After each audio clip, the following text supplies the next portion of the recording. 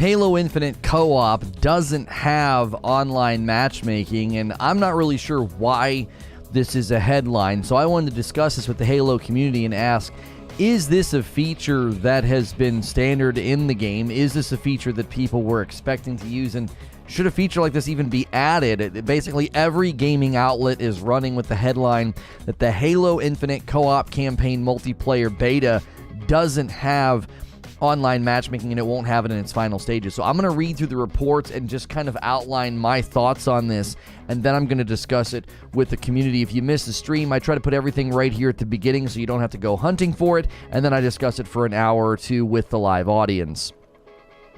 This is a Reforge update. Halo Infinite Co-op mode will not have online matchmaking, and I'm kind of unsure as to why this is a headline and why this is making news waves. Going to give you a brief outline and update on what this is and what's going on, and then just ask the question, is this something that was expected and people were looking for? As always, if you like these quick Reforge updates, put that subscription button on along with the bell button, and make sure you check out Reforge Gaming, where I stream live. So Eurogamer.net had the following to say: players of the recent beta noticed that matchmaking wasn't available, but Xbox has confirmed to Games Radar the feature will not be available in final release. So I think some people were like, oh hey, I thought there was going to be matchmaking, you know, where is it? And Xbox confirmed that's not going to be in the final thing. So what did Xbox say? Online matchmaking will not be available with final co-op. We encourage you to continue to use the Halo LFG and the new Discord voice call feature on Xbox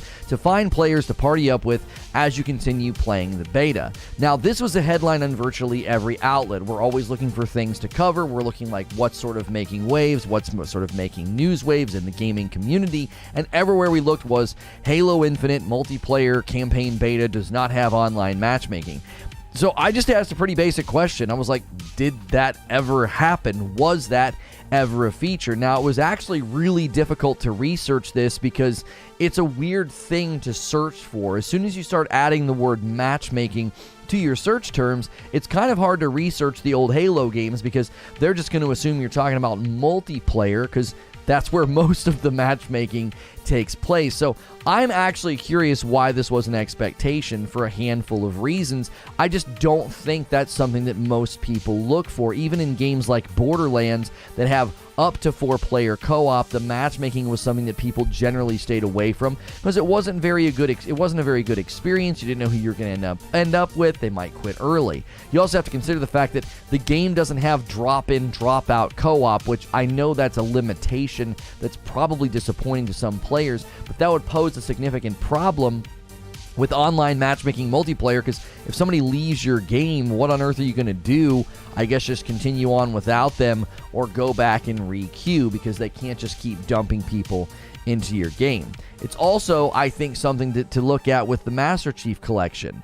The Master Chief Collection currently does not have campaign co-op matchmaking. I found somebody on Reddit about a year ago asking for this feature, saying, hey, sometimes I just want to play with my buddies, and sometimes I don't. Sometimes they're not around. So why do I think they should not add this? Why should this not even be a major concern? Number one, toxicity. I don't think you can control toxicity in gaming, but I definitely think there's a very big difference between randomly throwing people together in a PvP match and expecting people to play together in a campaign. It just isn't exactly a conducive environment for matchmaking. It doesn't typically work well for co-op, and without the drop-in and the drop-out, I think it would ultimately be bad. I also think there's bigger issues that need to be addressed in Halo Infinite. I do not think that this is a front burner issue. If you're really going to look at the scope of Halo Infinite, its problems and things that it need right now, this is not one of them. The fact that they're finally going to have co-op, and the fact that Forge is looking more and more promising with every passing day of people messing around with it, they got in early. I don't feel like this is a deal breaker. I'm curious, did you expect this? Let me know in the comments or in the live chat. I'm recording this on Reforge Gaming. If you want to watch live streams, head over there. But let me know in the comments, what did you think? Is this a deal breaker? Did you expect this to be in there? And as always, make sure you hit subscribe and the bell button, and I'll see you in the next video. And I'll see the rest of you right now. Good morning, good afternoon, and good evening. Even just this morning, we had somebody in chat that was like, why are we even covering this? Was this ever an expectation in the past? Well, gaming news is dry right now, and so a lot of these gaming news outlets, man, they're running with whatever they can, and everybody's running with this. They're all covering the fact that they're like, oh, it doesn't have co-op matchmaking. It doesn't have co-op matchmaking. And I'm like, why would it? Why would that be in the game? Did anybody ask for that? I wasn't expecting that. I thought this was so you could play with your buddies, so that you could like send out that invite to your bud or your brother or your friend and like, hey, here we go. We can finally play through the game on co-op. I think split screen co-op is coming later, and I think that's generally one that you would expect to see in a game like this, just because it was in all of them except for Halo 5 is my understanding. Maybe it wasn't in Halo 1. I can't remember. It might have been added later. 20 years playing Halo, and I never played with a random. Yo, what's good, Abe? Guys, good morning, good afternoon, and good evening. Welcome into another day of Reforge Gaming. Thank you to everybody yesterday that ordered coffee. We had 8 coffee orders yesterday. I printed a late hour order just this morning, so those are all going out today. I was working on relabeling bags last night. Do me a favor and go through that ritual.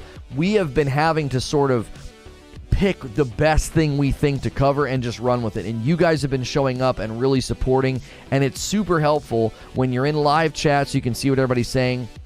And when you smash that like button, first thing when you get in here, smash the like button, say good morning in chat. Even if you're a lurker, get that chat activity running and humming, and let's see if we can't have ourselves a show here about Halo Infinite co-op campaign multiplayer beta not having online matchmaking, and is that a big deal?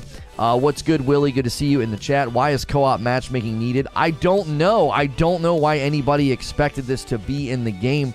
They made it sound like in the article that I read that like players got in the game and were like, where's the matchmaking? And I'm like, what the frick are you talking about? What do you mean where's the matchmaking? It's co-op. I'm not saying that it wouldn't be cool or like kind of nice to just periodically be able to be like, well, whoever I get, man, let's just see what happens. But who was expecting this? Yo, it's good, Dauntless. How things been going? Oh, they've been going well, man. Good to see you. I hope you're well. We got gifted members. If you're not a member, consider becoming a member. Click that blue join button, or you can type !join in the chat. If you're watching the VOD, there's also a join link in the description. I think iOS is going to be getting the join button soon in the app, so consider becoming a member. We're trying to maintain at least 1,200 members. We're pushing to 1,500, and then my wife has to play Elden Ring again. What's good, Feed? Good to see you in the chat. It sounds bad equals clicks. My son unplugged my headphones last night, so I have you on and muted until they are charged. Well, you can't hear me say this, but I believe that you should ground him for 2 years for that. That's just absolutely inexcusable, and you sound like you're failing as a parent. I'm totally kidding. He can't hear me, so it doesn't really matter. People asking for co-op, forgetting you need pals. Yeah, right, Hilly? That's exactly right. Hey, can you give us co-op? And then they give you co-op. Then you show up and you're like, yes, we finally got co-op. What'd you forget? I don't have any friends. I failed to remember that. I don't have any friends. What if a Billy No Thumb match makes with another Billy No Thumbs? They wouldn't get anywhere. They really, really wouldn't. They would not get very far. Excuse me. Doom posting gets the clicks and the views. Maybe it's not expected, but it sure would have been nice to have it, especially considering it's been delayed multiple times. It's not hard to create matchmaking if you already have it for multiplayer. However, it's not necessary and shouldn't be expected.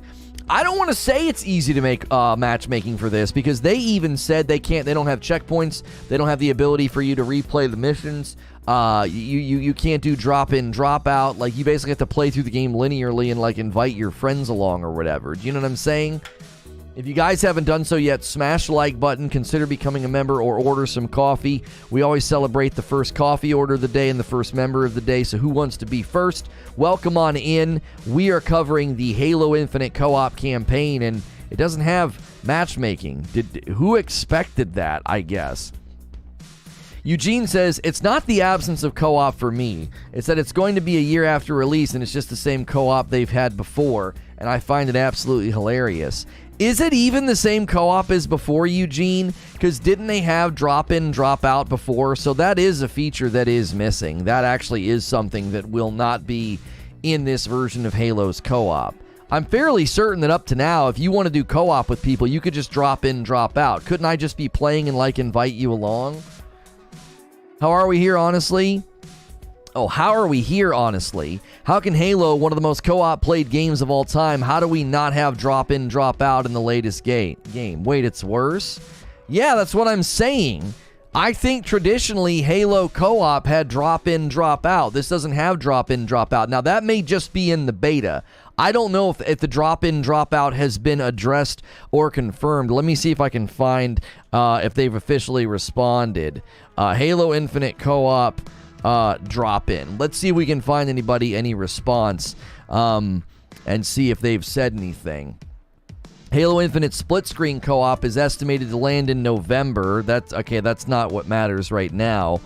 Won't have online matchmaking. Everybody's headlines right now are that it won't have online matchmaking. Like, dadgummit, that's taken over the search results here.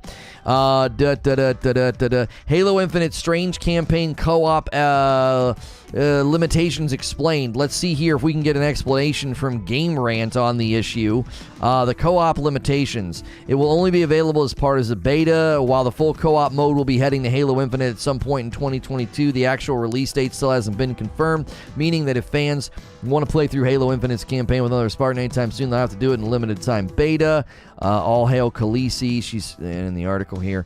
Beginning on July 11th, players will be able to do this, from interested players will be able to do this through the Insider. Okay. Once you're in the beta, you'll be faced with this. Limitations, however, that's far from the end, okay?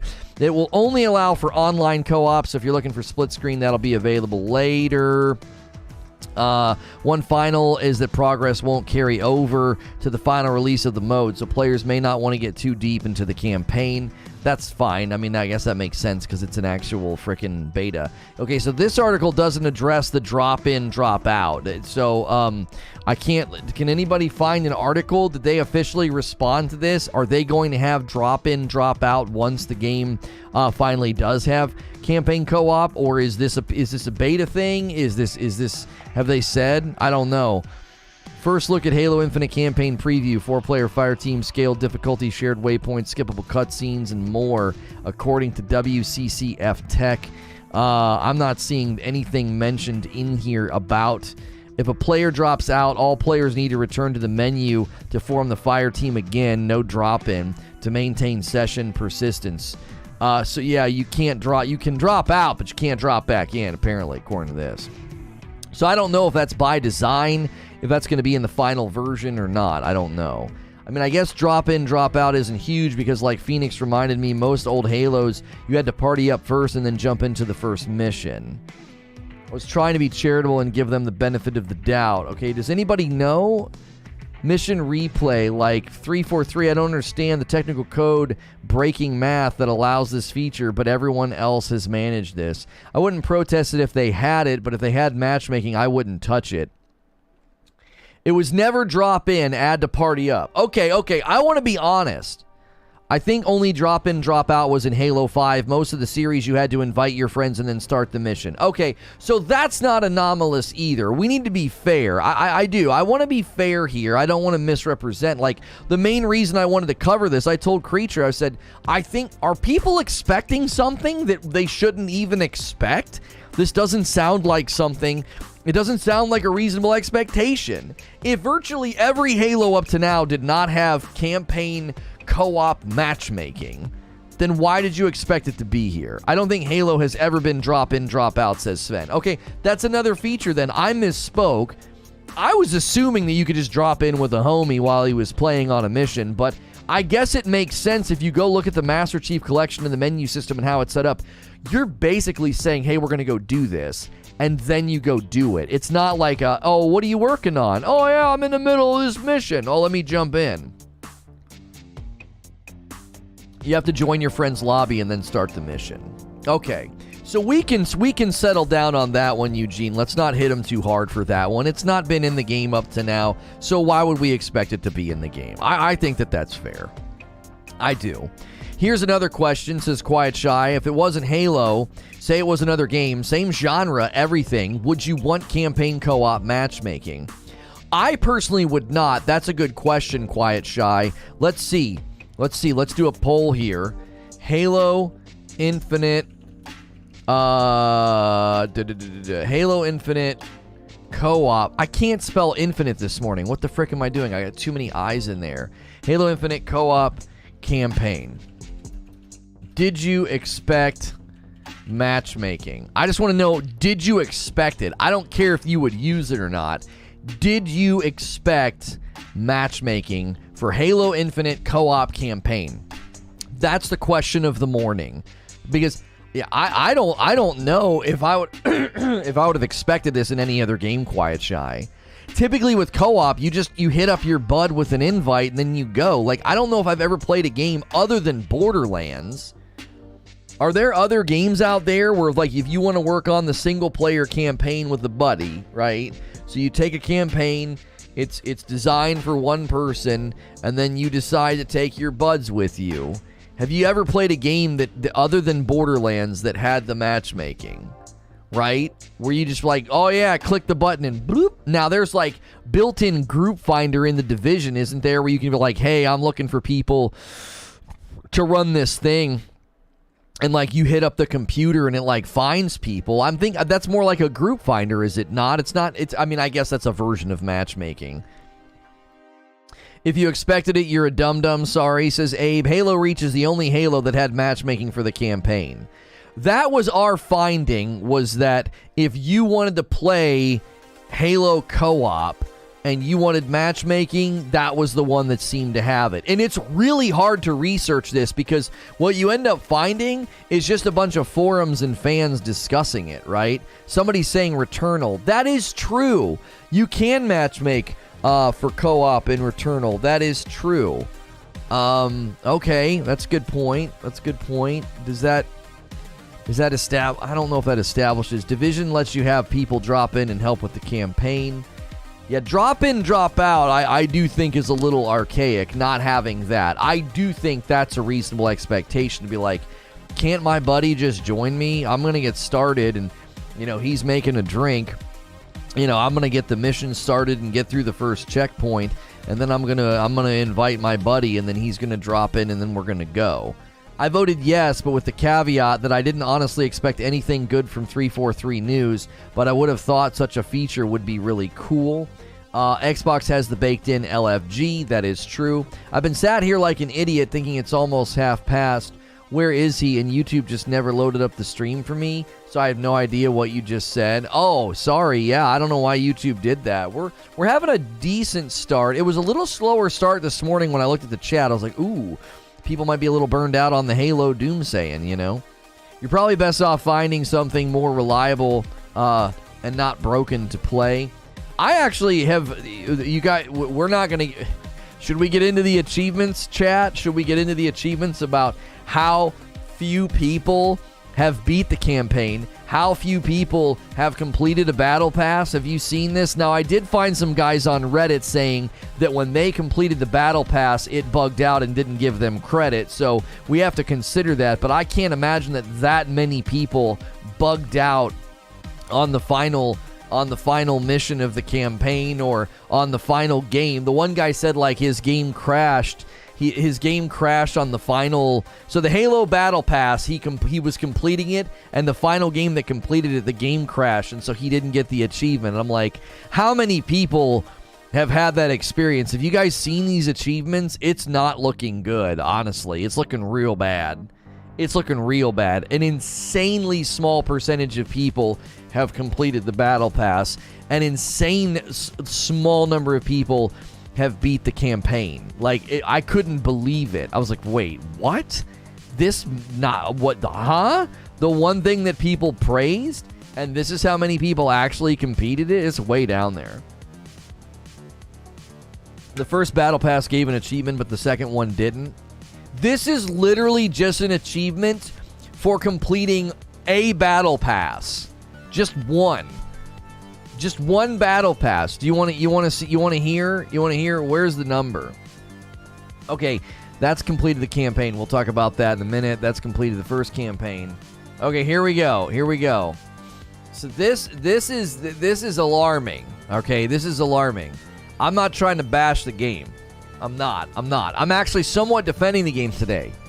I'm saying, listen, if you expected, online matchmaking for co-op, I don't know what gave you that expectation. Okay. So let me zoom in on this. Okay. Let me zoom in on this. This is worrying, chat. This is kind of weird. All right. I don't know why it's doing two-toned back there. All right.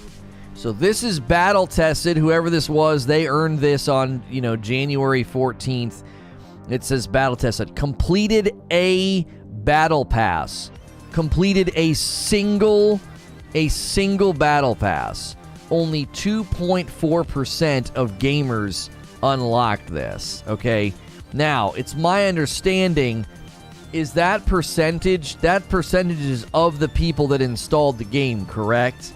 So less than 3% of the people that installed. The percentages we found, and then we compared them to Horizon Forbidden West and Elden Ring, was alarming. That's 6 months ago. Yeah, but the game launched, and this was in... No. Did they take the picture in January?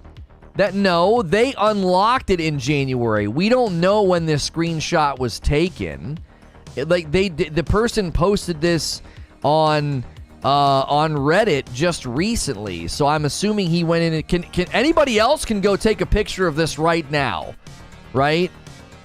Anybody else can go take a picture of this right now. All this means right here is when this player, Hantar, when Hantar unlocked this, it was January 14th. Does the percentage update, though? Sven looked last night and posted it. So what's the percentage now, Sven? It's still 2.4 right now, says Squirtle Squad. I took one last night. I looked last night, too. Yeah. Okay, so do you see why I was kind of irritated this morning with the gaming press? I'm like, why are you guys running this story about campaign co-op? Not having matchmaking. That's nothing in the grand scheme of things. Number one, that's not needed right now. That's not at all one of the primary problems with this game. It isn't. It's not. One of the primary problems with this game, my hair has been driving me crazy. I'm trying to do something different with it, and I swear the blue makes it look different than when it looks in the mirror. So, I obsessively, can't figure out why it looks funky. Okay, that's a little bit better. So, to me, you literally... Okay, let me paint you a picture here. Let me paint you a long tail picture, okay? Completed the battle pass or one level. This is completed a battle pass. Completed a battle pass. The whole thing. Right? Completed one level in the battle pass. Jiminy freaking Christmas. Is this real? Is this actually real? Okay, I'm going to show you that one in a minute, guys. I'm going to make you wait on that one, all right? Okay. So anytime we've talked about the player-based numbers in Halo Infinite, I've been told that you can't look at the Steam... You cannot look at the Steam numbers, okay? When you look at the Steam numbers, almost nobody plays on Steam is what I'm told. I'm told that, most people play on Xbox. Okay, I will grant you your point going forward. It's incredibly alarming, then, that less than 3% of the people that installed this game unlocked an entire battle pass. Now, I can already hear people saying, it was free to play, Lono. How many people installed the game, played one match, and then bailed? Okay, sure.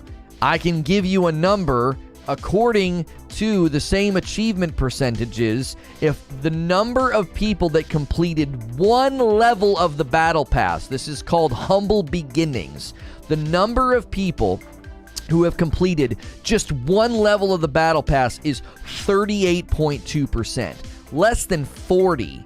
So roughly 60% of the people who tried the game out didn't even complete one level of the battle pass, which isn't surprising because the battle pass is designed terribly, okay? Now, I will grant you that that's probably indicative of how many people downloaded this game free to play. They played one match and they were like, I don't like this, okay? We have to grant that premise that, like, it stands to reason that when this thing hit free to play multiplayer, tons of people downloaded it, they played one match, and they were like, I don't like Halo, this one didn't change my mind, bloop, and they uninstall, okay?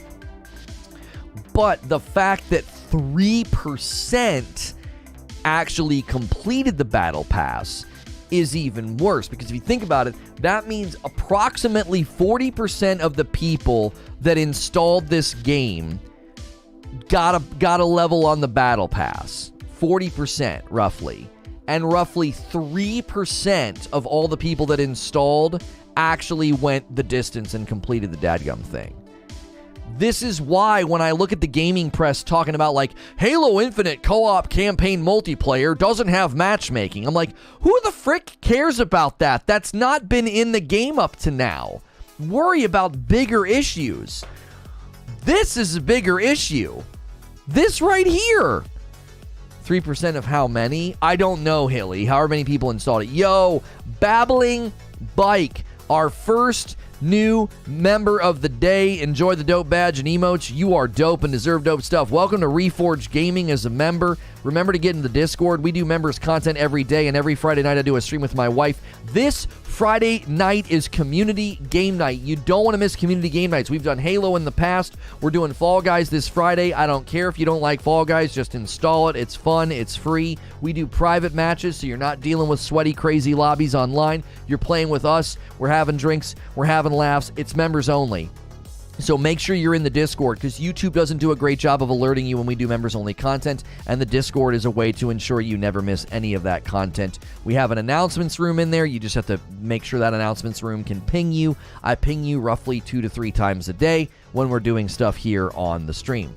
Less than 10% have completed the campaign, says Sven. And, okay, see, that's even worse, because if you think about it, less than 10% have completed the campaign, okay? Less than 10%. I want you to think about the fact that the campaign requires you to either buy the game or have Game Pass. So that's not the same number of people that you could just install the game free no matter what. I played PvP, one match, one campaign level, couldn't do co-op, so I was done, says Gold Magikarp. Hang on a minute.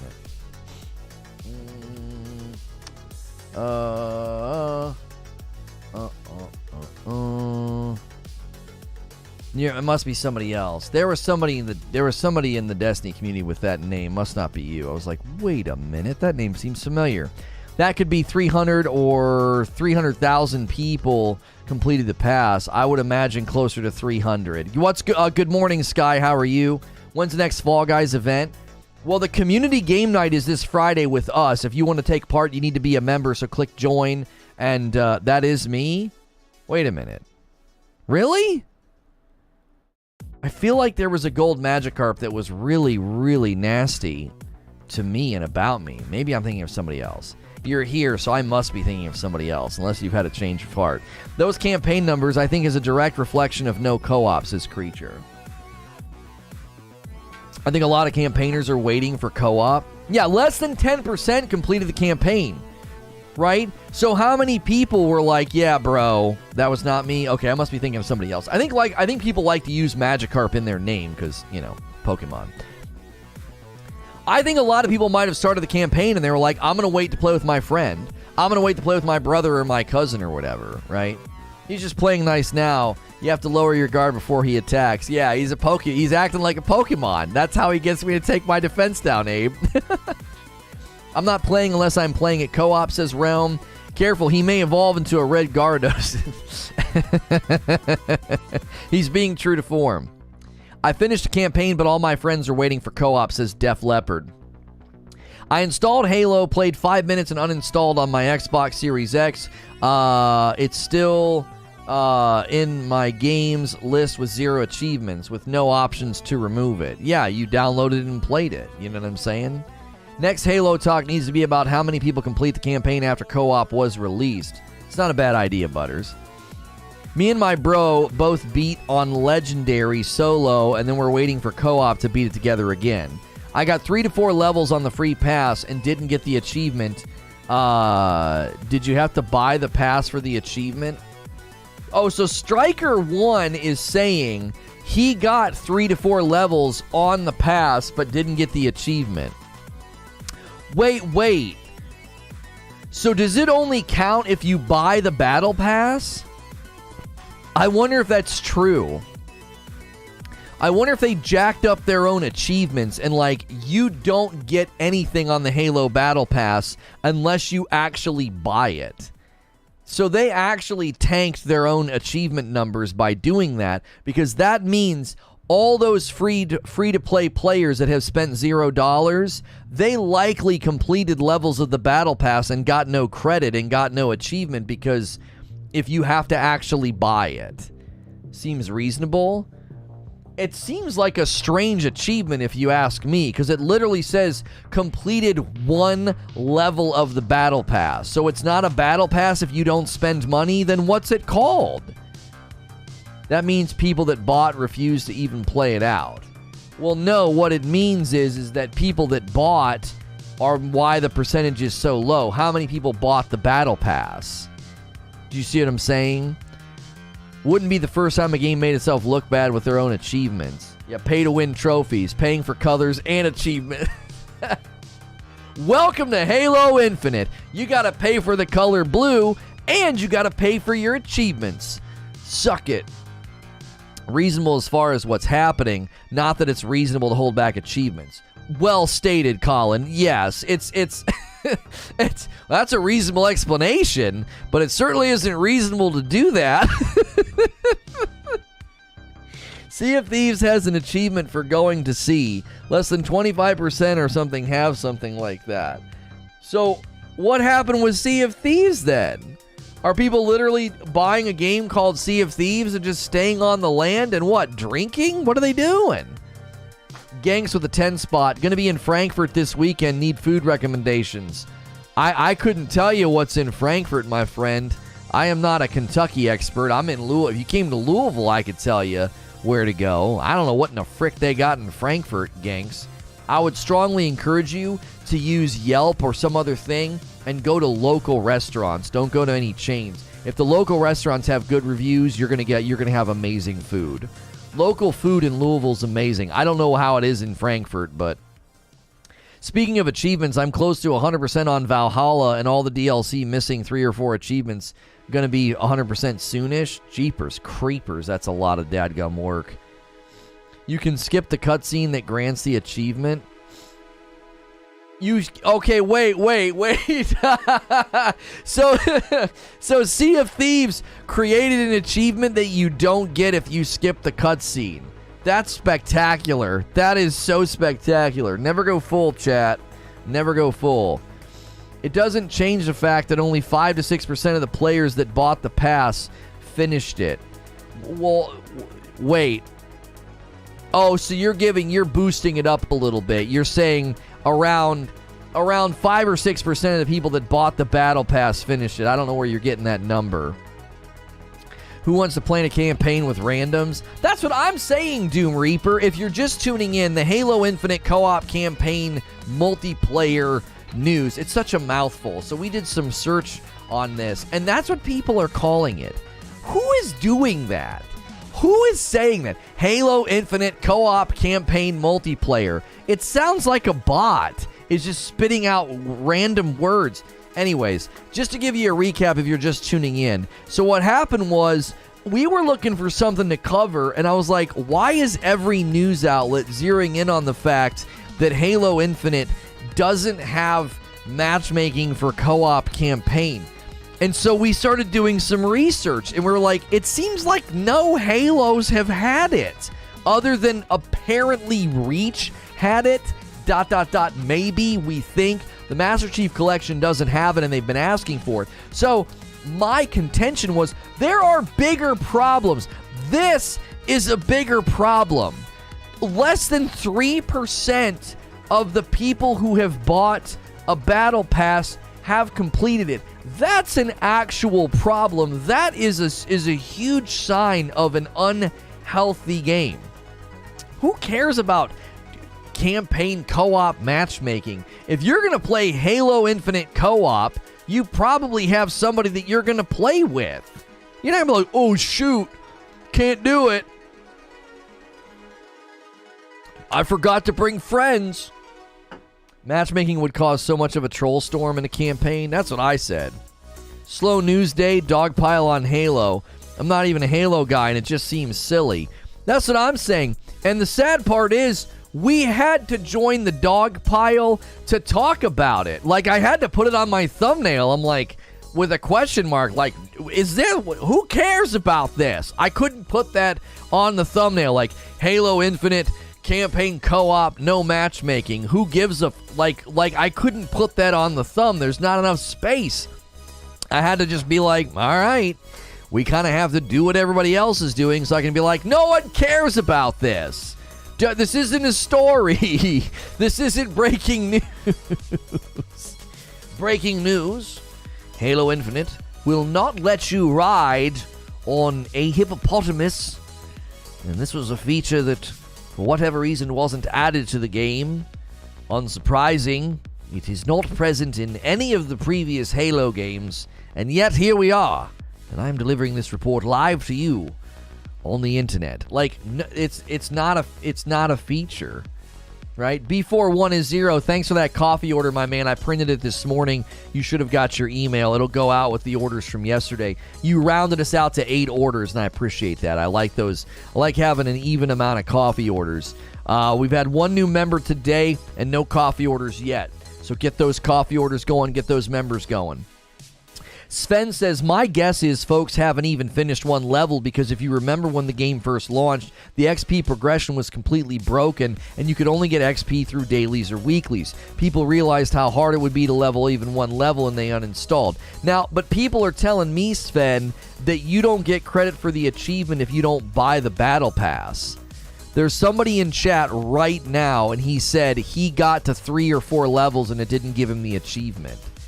So some of this could be a lot of smoke, no fire, or a lot of smoke, small fire. Like, it certainly is concerning.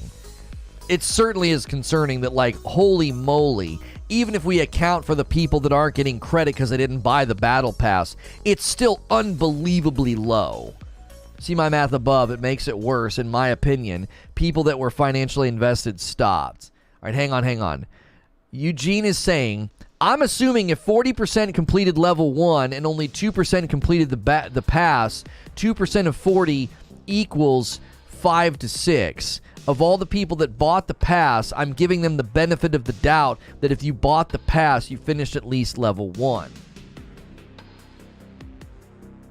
No, but why are you saying, where are you getting 40% completed level 1? The problem with 40% completing level 1 is there's a guy in chat right now saying he didn't get credit for humble beginnings and he got to level 3 or 4. So that 40% isn't high enough. It needs to be higher. You're still correct that probably somewhere in the neighborhood of 10 to 15% of the people that bought the battle pass actually finished it. Right? Because he didn't buy it. Oh, I see what you're saying. 40% represents only the people that bought the battle pass, completed one. Oh my frick. It's worse. It's worse. It took me a minute.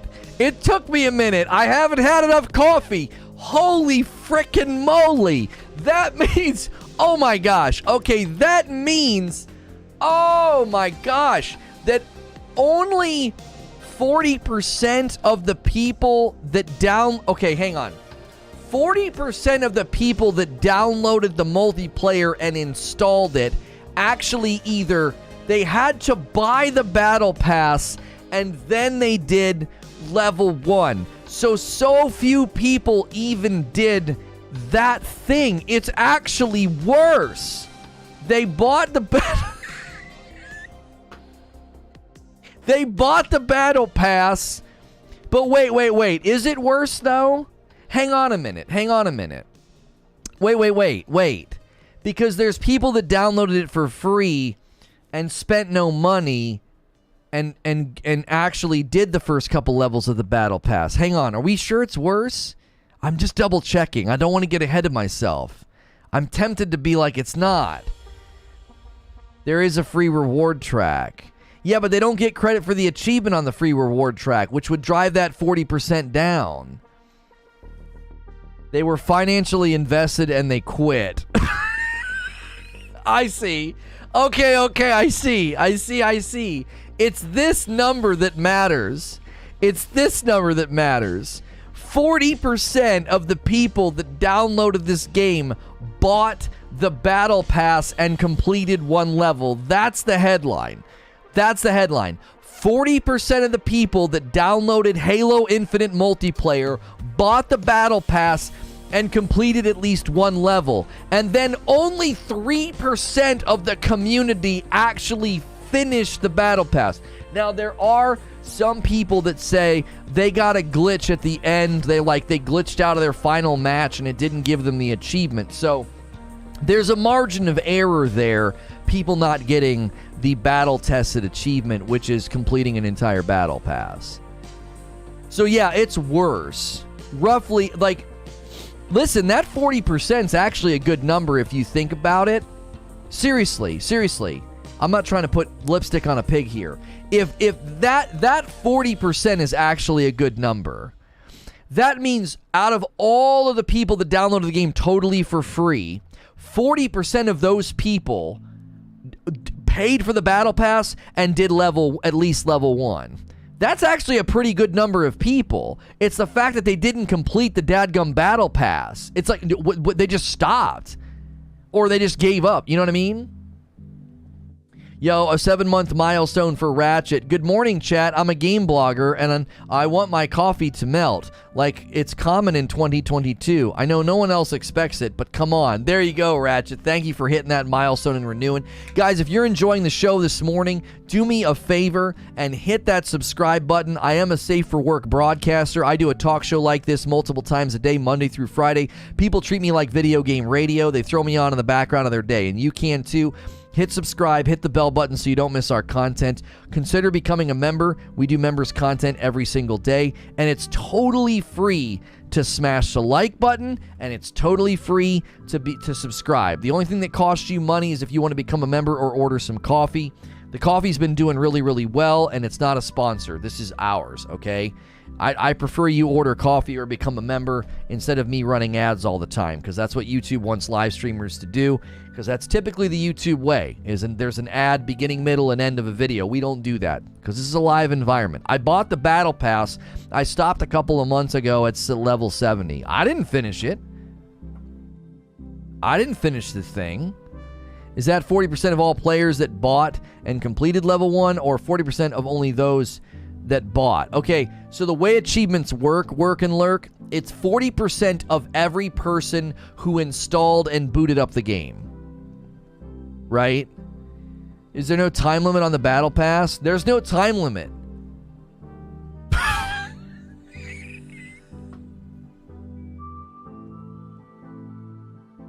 I said that and then realized how comical it makes it. There's no time limit. You can always go back and finish a battle pass because they didn't want FOMO. So it's September. Wait, what was this launch date? It's July 26th when this game come out. People have had plenty of time. People have had plenty of time to finish the battle pass that they paid for. They've had so much time, and they won't do it. They're like, no, bro. I'm one of those people. I'm one of them. I bought the battle pass in the beginning. I did it at the beginning of the season. November the 15th. There's no time limit. So the completion percentages for one level are more like 1.5%. That's worse than when we see the few gold trophies leading up to platinum. I mean, seriously, it's abysmal. JoJo with half a year.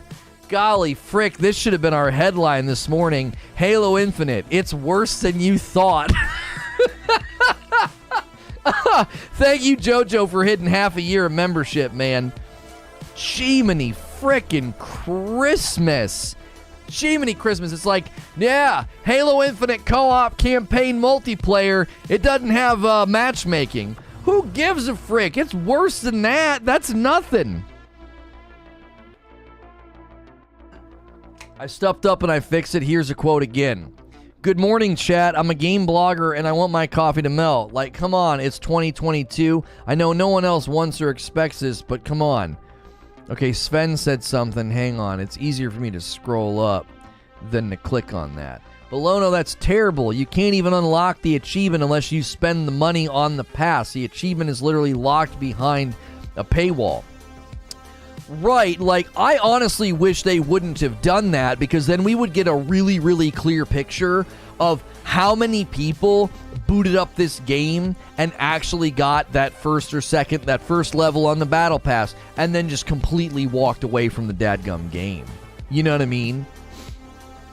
I wish they had an achievement for every 10 levels, because you'd see how it tapered off. You know what I mean? You'd just see the absolute tear off. Watching while doing my hair, what's good? Make yourself beautiful today, make it or handsome, whatever you're going for. You do it. You live your life. You be awesome. So many issues I have with Infinite. The lack of matchmaking is nothing. People getting upset over it are just looking for hate at this point. That's exactly what I said this morning. I was like, this is not a big deal. This is not a big deal. Like, it doesn't need this. Credit where credit is due. 343 nailed, no FOMO. If you haven't even touched Halo Infinite, you haven't missed out on a thing. Oh, that's unkind. That's unkind, but extremely funny. That is so good. Oh my gosh. We don't need to look too far to find something to hate. That's right. So many issues. Oh, I already read that. Like, why even have the free reward track? Yeah, you don't even get an achievement for it. So Lono, apparently Google says 20 million people have played Infinite, making the 2.4% of that 488,000 people having completed the achievement, not counting the ones that glitched. Wait. Where are you getting... How do we know 20 million people played it? How do we know that? That's actually a lot of people. Wait. That means how many... Hang on. 20 million? Shoot. How many zeros is that? It's 20 and then 6 zeros, right? 1, 2, 3, 4, 5, 6. That's 20 million. All right. And then we multiply that by 0.40, and that number is 1, 2, 3, 4, 5, 6, 8 million. That means 8 million people paid for the battle pass and completed one level of it. Are we honestly laughing at numbers that are impressive? Like, where do we get the 20 million? 15 million played Halo 5. We can presume Halo got more. Microsoft's never released player count milestone. That's telling as well. Yeah, where are you getting the 20 million number? That's according to Microsoft? Where? What do you mean? Where? Where did they say that? That's bonkers. That doesn't make any sense at all. How many? That's as many people that are on Game Pass. Windows Central. Is this real? All right, hang on a second, chat. I'm pulling this article up. We're gonna do some investigative reporting this morning, and this seems too good to be true. That means 8 million people bought that dadgum battle pass. They're probably just laughing at us right now. Okay, so this is Windows Central. So, grain of salt here. Microsoft-based platform. Halo Infinite reaches over 20 million players. This is in January. I am so skeptical already. This is printed in January. What you need to know. Halo Infinite's free-to-play multiplayer launched on November the 15th. The campaign released on December the 8th. Microsoft CEO noted in Microsoft's fiscal year 2022 quarter 2 earnings call that Halo Infinite had been played by over 20 million players. They also shared that Forza Horizon 5 has reached over 18 million players. Halo Infinite has been played by over 20 million players, according to Microsoft's CEO, speaking directly to the company during an earnings call. The paid campaign first released here. Per Nadal, it's the biggest launch for a Halo game, they misspelled game, in history of the franchise. Jiminy frick. 8 million equals 80 million. That ain't... What do you mean successful? I mean, 8 million people buying a battle pass and completing level 1. We don't think that that's... Is it not successful because it's Halo, or is the perspective that it's not successful because that's just not successful for a launch? Like, 8 million people just bought the battle pass. Like, that doesn't include all of the other microtransactions that were potentially purchased. It's a free game, so it's telling that the only number is 20 million accounts. Steam charts say 2,000 active players at the moment. Give them 5 times more for Game Pass, and maybe 15,000 are playing. That's what I'm saying. 20 million times 40% times 3% comes out to 240,000. Right, so 240,000 people completed the battle pass. That is really, really bad. I think 8 million is dope. How many made it to tier 5? I doubt that number. I have questions. How many times did it double count? It's coming from a CEO. They're not allowed to be dishonest on an earnings call, homie. You're talking about a freaking lawsuit if they do that. So they're saying 80% of Game Pass members downloaded the game. Maybe, but how many played longer than 30 minutes? Well, they're not saying 80% of Game Pass members downloaded the game, Coral Reefer. You have to remember that the multiplayer beta, the Halo Infinite multiplayer beta, is totally free. No Game Pass required. 80 million is equivalent of like 1.5 million sales. Holy freaking yikes. That is bad. Oh, gosh. Oh, my gosh. They're it's like $1 an hour. They're not making very good money. This is really bad. If the budget's to be believed, they only have to make back about $490 million. If the budget's to be believed, a $500 million budget, they've already got, close to 2 million of that, They got a long way to go. Let's throw in another crispy million and just be nice. Let's just say they've made about $3 million off of the store. Holy frick. No wonder they're charging for achievements. I played the game, but I didn't grab a battle pass because the multiplayer was trash. I only wanted the campaign. 490 go, chaps. Let's go. 500 million budget debunked allegedly. I don't look into that too much. Okay. I mean, yeah, I said if the $500 million is to be believed. Now that $500 million could quite literally be for the next 10 years. So they've not used it all, right? They have a plan. They said they're planning to invest in the game for 10 years. So certainly that number could be, massively inflated because they've barely used any of it. That's about the same number of people who want a match in Mario Strikers. Frick that fricking game, bro. When you're here, I swear to frick, we gotta play it and just absolutely try to win as best we can. That's what we'll be streaming. They should let us buy more colors. That'll solve the problem. Yeah, if they would have sold blue, orange, and yellow, I think they'd be in a much better place. Joke's on you. You didn't sell enough colors, 343.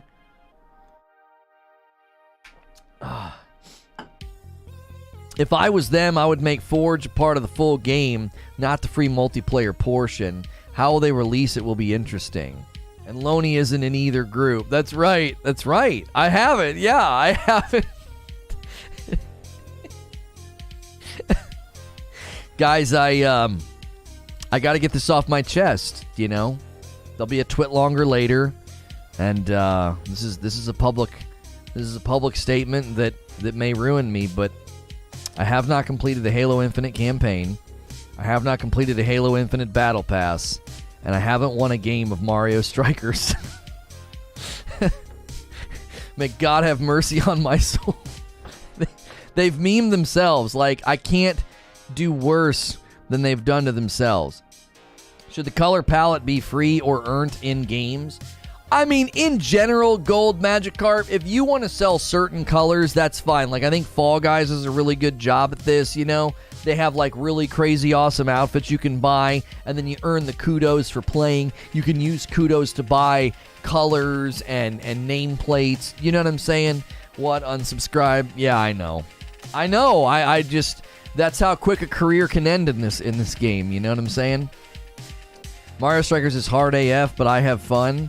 Sven, you would have fun if a game literally peeled your toenails off as long as it was pretty. You know what I'm saying? Like, I gotta take that with a grain of salt, Sven. I had fun. It was real hard, and it insulted my family, but, I had fun. I thought it was pretty creative. How can you live with yourself? The Infinite campaign has tons of colors and stuff, but you got to be willing to actually play Halo right now, which is very hard.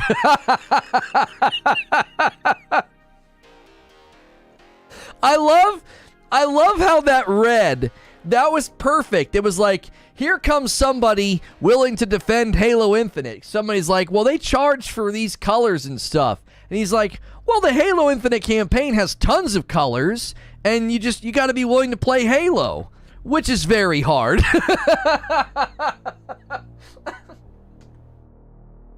It's like difficulty settings. Easy, medium, hard. I just can't bring myself to give up. Can't do it. You pick up the controller, you're like, I can't do it. It's too hard, man. That was so unintentionally beautifully crafted. I don't think he meant to do that. That was a beautiful sentence. It's crafted perfectly. Do you think battle passes becoming NFT items would help, knowing you can sell the color blue to someone else? Gold Magikarp, I can see you have a monkey as your avatar, and I don't know if it's ironic or not, but NFTs. Seriously. Heartfelt. Absolutely frick NFTs. That's a heartfelt condemnation from me. They are scam garbage, and the bottom will continue to fall out. If they successfully get integrated into a single game and actually start to generate money for anybody, it'll be a small group of people, and it'll be just like all of the other NFT markets that have crashed and burned, deservedly so. And yeah, I am laughing at all the people that have lost their shirt because they bought in on a scam and tried to convince other people to do so. Minecraft already said, no, get it out of here. It's not happening, which crashed another market because people were like thinking that NFTs were just going to continue to, go full scale and mainstream. And Minecraft walks onto the field and is like, no. And everyone's like, oh, maybe this isn't very good. Calm down, Darth Vader. No, they're garbage. They're absolute garbage.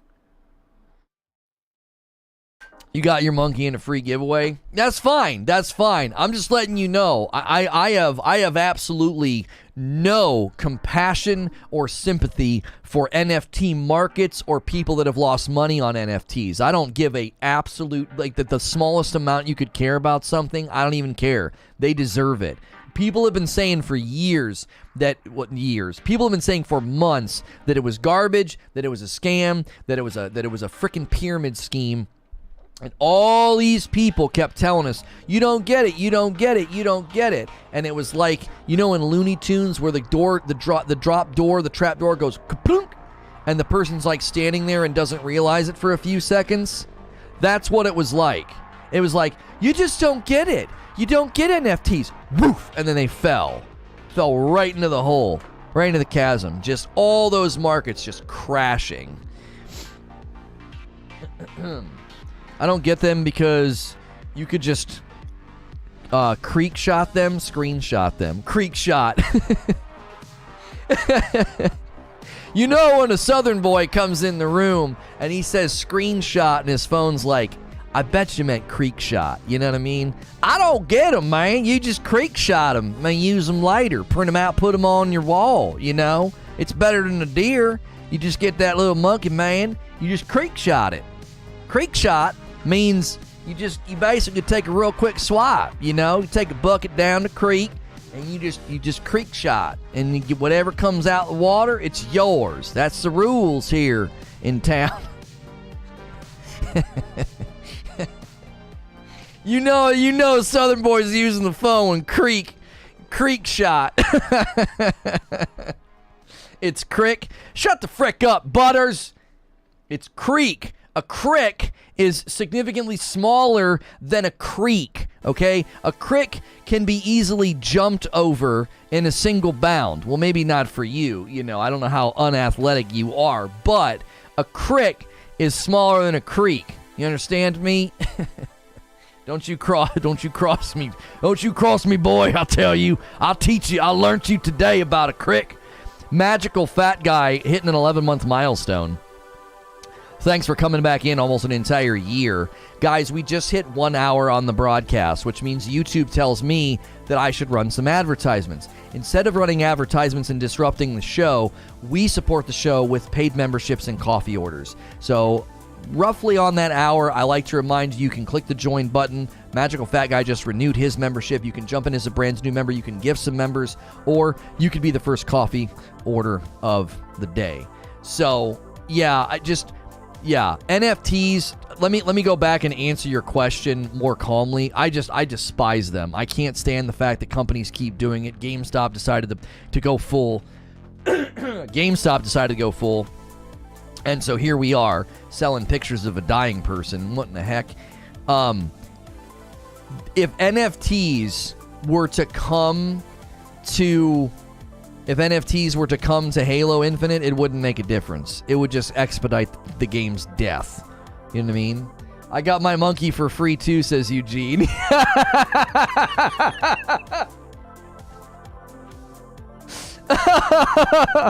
Oh.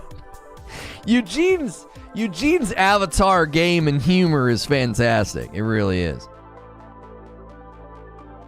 Ghost in the Garage Gaming has a coffee question. I'll ask again, do you do bulk orders? I would like to bulk order for my office.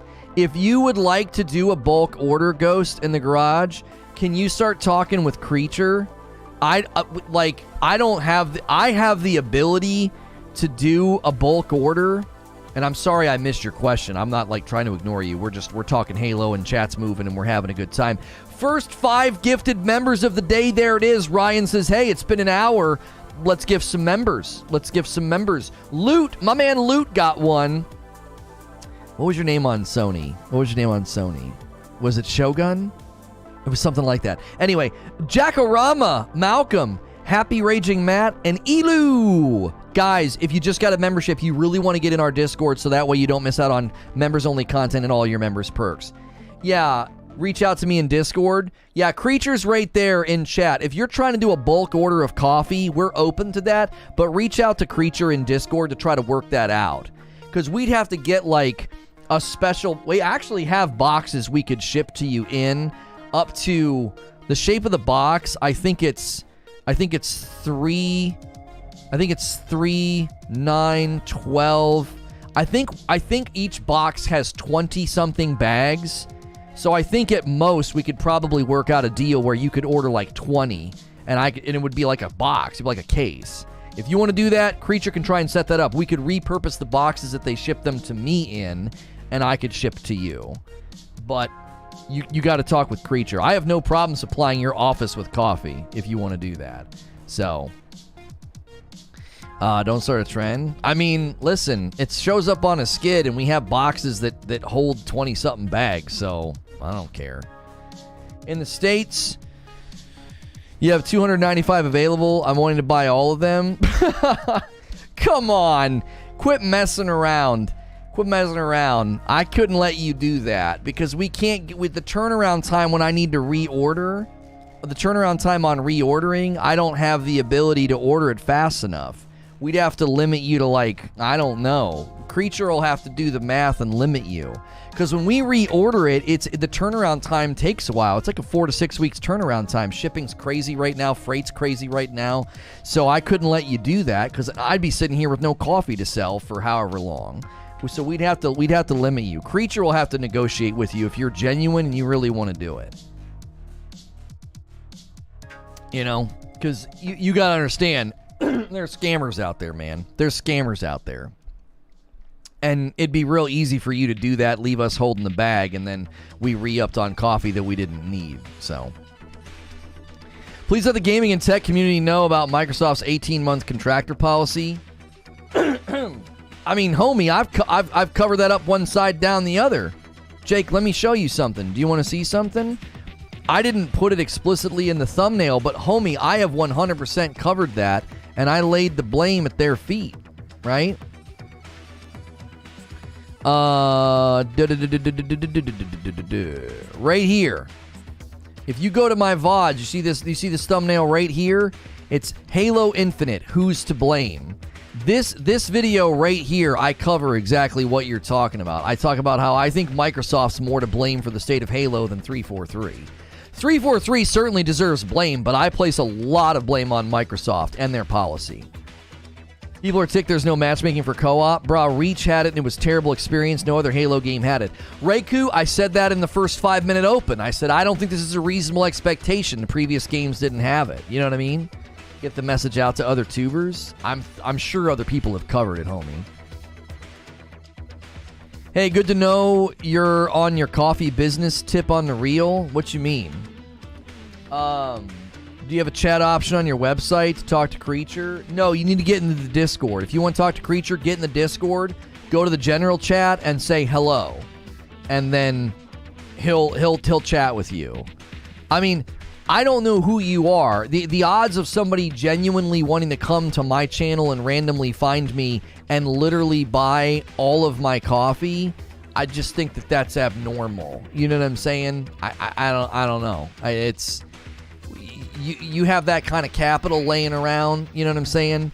That you can just shell out, you know, almost $5,000. I don't know, man. That just seems weird. I'm not saying no to you. I'm just saying we would have to go through proper channels and procedures to do it. And the best first step is to get into the Discord and talk with Creature. He's my web manager and producer and set up the entire coffee web presence.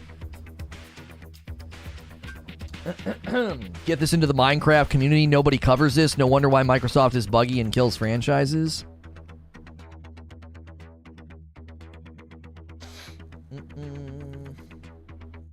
That's fine. I don't, but Honeywell does. Who's... Oh, what? You work for them? Are you, like, in charge of getting coffee for the office? Like I said, the best thing to do is talk to Creature. We could work on some sort of a bulk order, but I can't let you buy all 300 bags, right? Honeywell, the people who make boilers? Yeah. So, and again, we can work out something, man. If it goes through and it's legit and we feel like it's a good deal, then we could talk, because then you could regularly be buying a portion every time, and that would equip us to do some of the things we want to do with the coffee that we can't do right now. We would like to upgrade them all to the new bags, but we have to wait. We got to sell through the inventory. Just talk with Creature, you know? He is, Creature's my man. He handles all that stuff. Thought Honeywell made hams. That's Honeybake hams.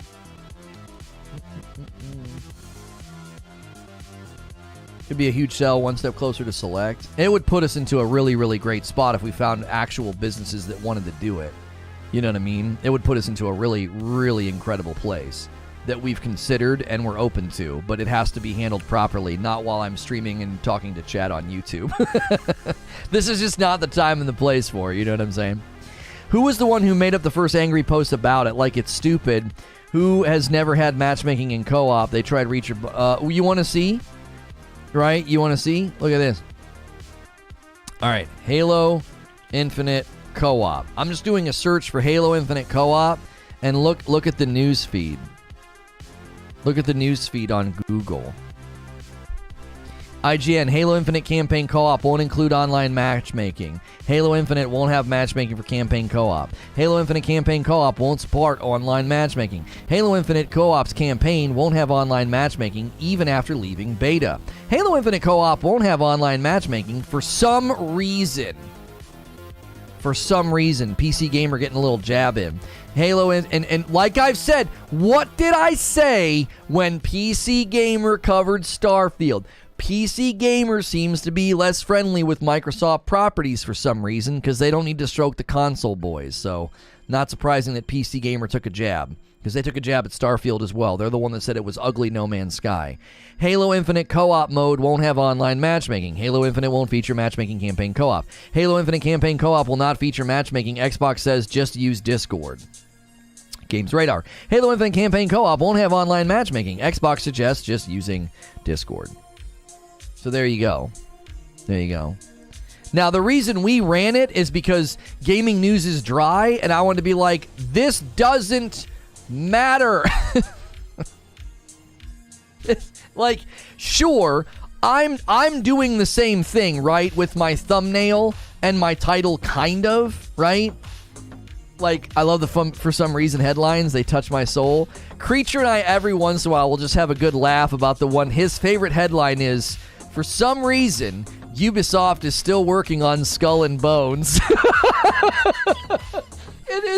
It's got to be one of the best headlines ever written. It's snarky, it's cutting, it's funny, it's everything, you know? For some reason, Ubisoft is still working on Skull and Bones.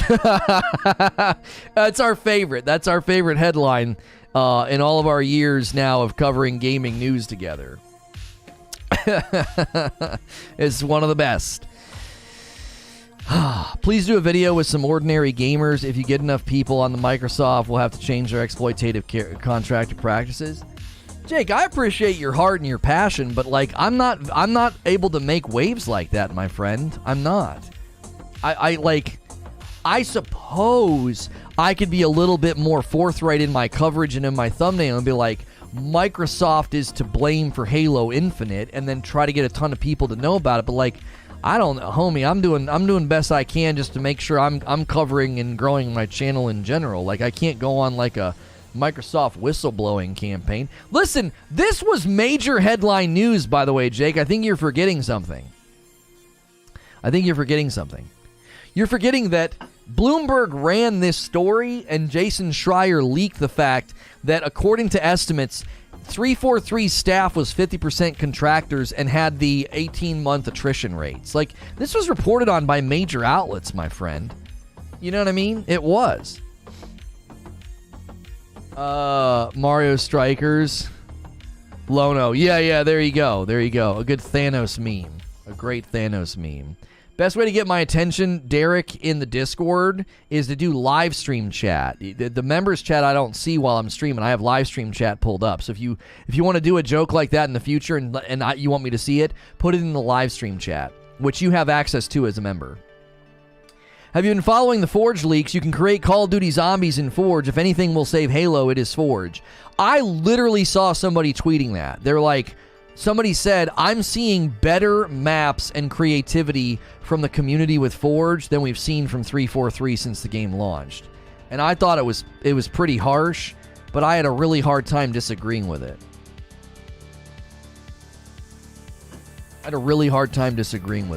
You know what I'm saying? Discord noob move. No, you're fine. I'm just letting people know. Hey, first coffee order of the day. My man Weed Man ordering some dark roast. A bag of the dark roast. That's my boy right there. Appreciate you, Weed Man. Hey, if you want Lono to see that, just use Discord. That's right. Forge is going to have to be paid for per rumors. No frickin' way. No way. Why? There's no way that's true. Chat, do you think that that's true?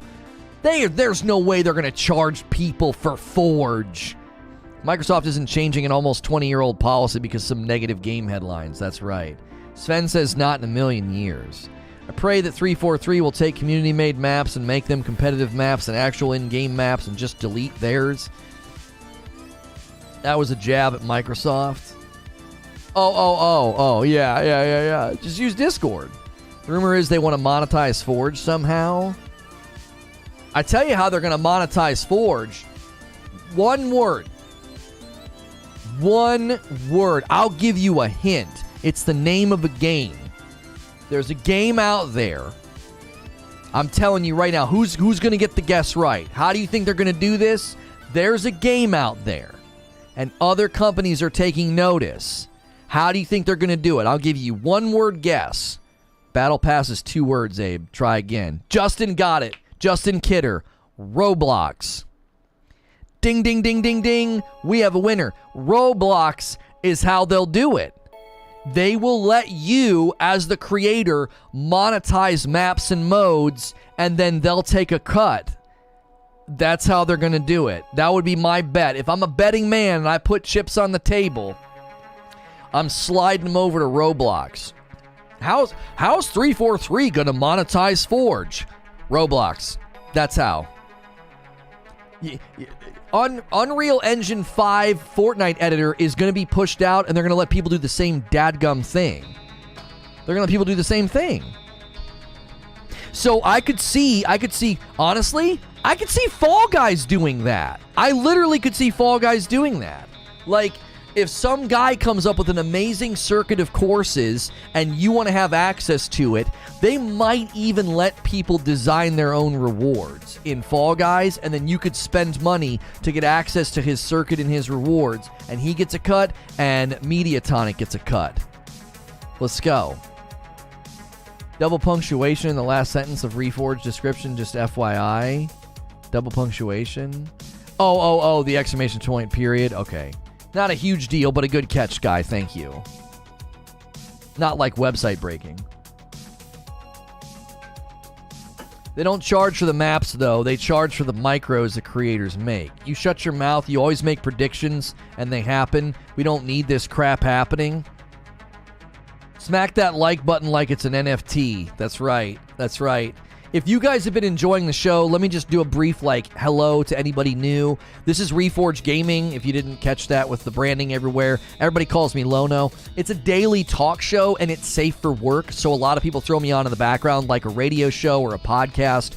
We cover lots of different gaming news topics. We are covering Halo Infinite co-op campaign multiplayer and its lack of matchmaking. I have essentially said it's not an expectation people should have had, and so does the poll. If you see the poll at the top of the chat, Halo Infinite co-op campaign, did you expect matchmaking? 70% are saying no. So take the poll, do me a favor, smash the like button. That helps out the video. If we could hit a nice like milestone of 300 very quickly, we only need 70 people to do that. And we have gotten a couple new subs today, but mostly it seems we are streaming to people who have been here before. So welcome back, and thank you for supporting what we do. And we appreciate that you guys continue to become members and order coffee and do all the things that support the channel. It enables me to do a live stream on a pretty small channel, and I don't have to run ads. So continue doing those things, and we're just going to continue having a great time and a great talk show, and the content can keep flowing. This button is mine now, 230. I'm not understanding. Is that, what's the joke barrier? I don't get it. You'd think... let me rephrase. Smack that like button like it's the person who made an NFT and is trying to put it into your favorite game. Yeah, there you go. There you go. What would the cut percentages be? Homie, I have no idea. I'm just telling you that's what I think that they will do. By the way, great t-shirt today. Thank you. If you like my Voltron shirt, always remember my shirts come from 80s Tees. They're a sponsor of the show. And you can use my code to get 30% off. And today, the link in chat will take you to the 80s cartoon collection. They got a lot of great shirts over there, He-Man and Voltron and the rest. So be sure to check out that link if you're a big t-shirt connoisseur like me. Just remember to use code Lono. That supports me and gives you a nice fat discount. Everyone has started calling you Loney. Well, I mean, I don't like... the Loney thing is funny. We're going to have merch soon, and we're going to have a shirt that's literally like the Sony font, and it'll just say Loney instead. Hopefully Sony doesn't sue us, but at the very least, I'll order one for myself so I can wear it on stream. Give a Nightbot a workout? That's right. Reforge, love your streams. Thank you, Roddy. I appreciate that. The Minecraft Marketplace will be a model for Halo Forge. Look at that background. It makes sense. Yeah. I've decided I just don't like that green. The more I see the blue, the more I like it. The only thing I was thinking about, and you guys, you do online, like, live feedback. I was thinking purple's not bad because with, you know, purple and green are like complementary colors. Do you know what I'm saying? And then that's kind of a pink. That's kind of a pinkish, you know. And this is real pink.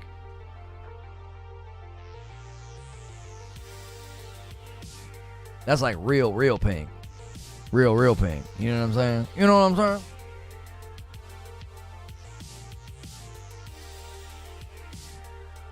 That's like a slightly lighter blue. Right there. Just got your light roast in today. Looking forward to trying it tomorrow morning. Nice, Xanatos. Man, it got to you fast, didn't it? It got there fast. I like the pink. Gee, I want...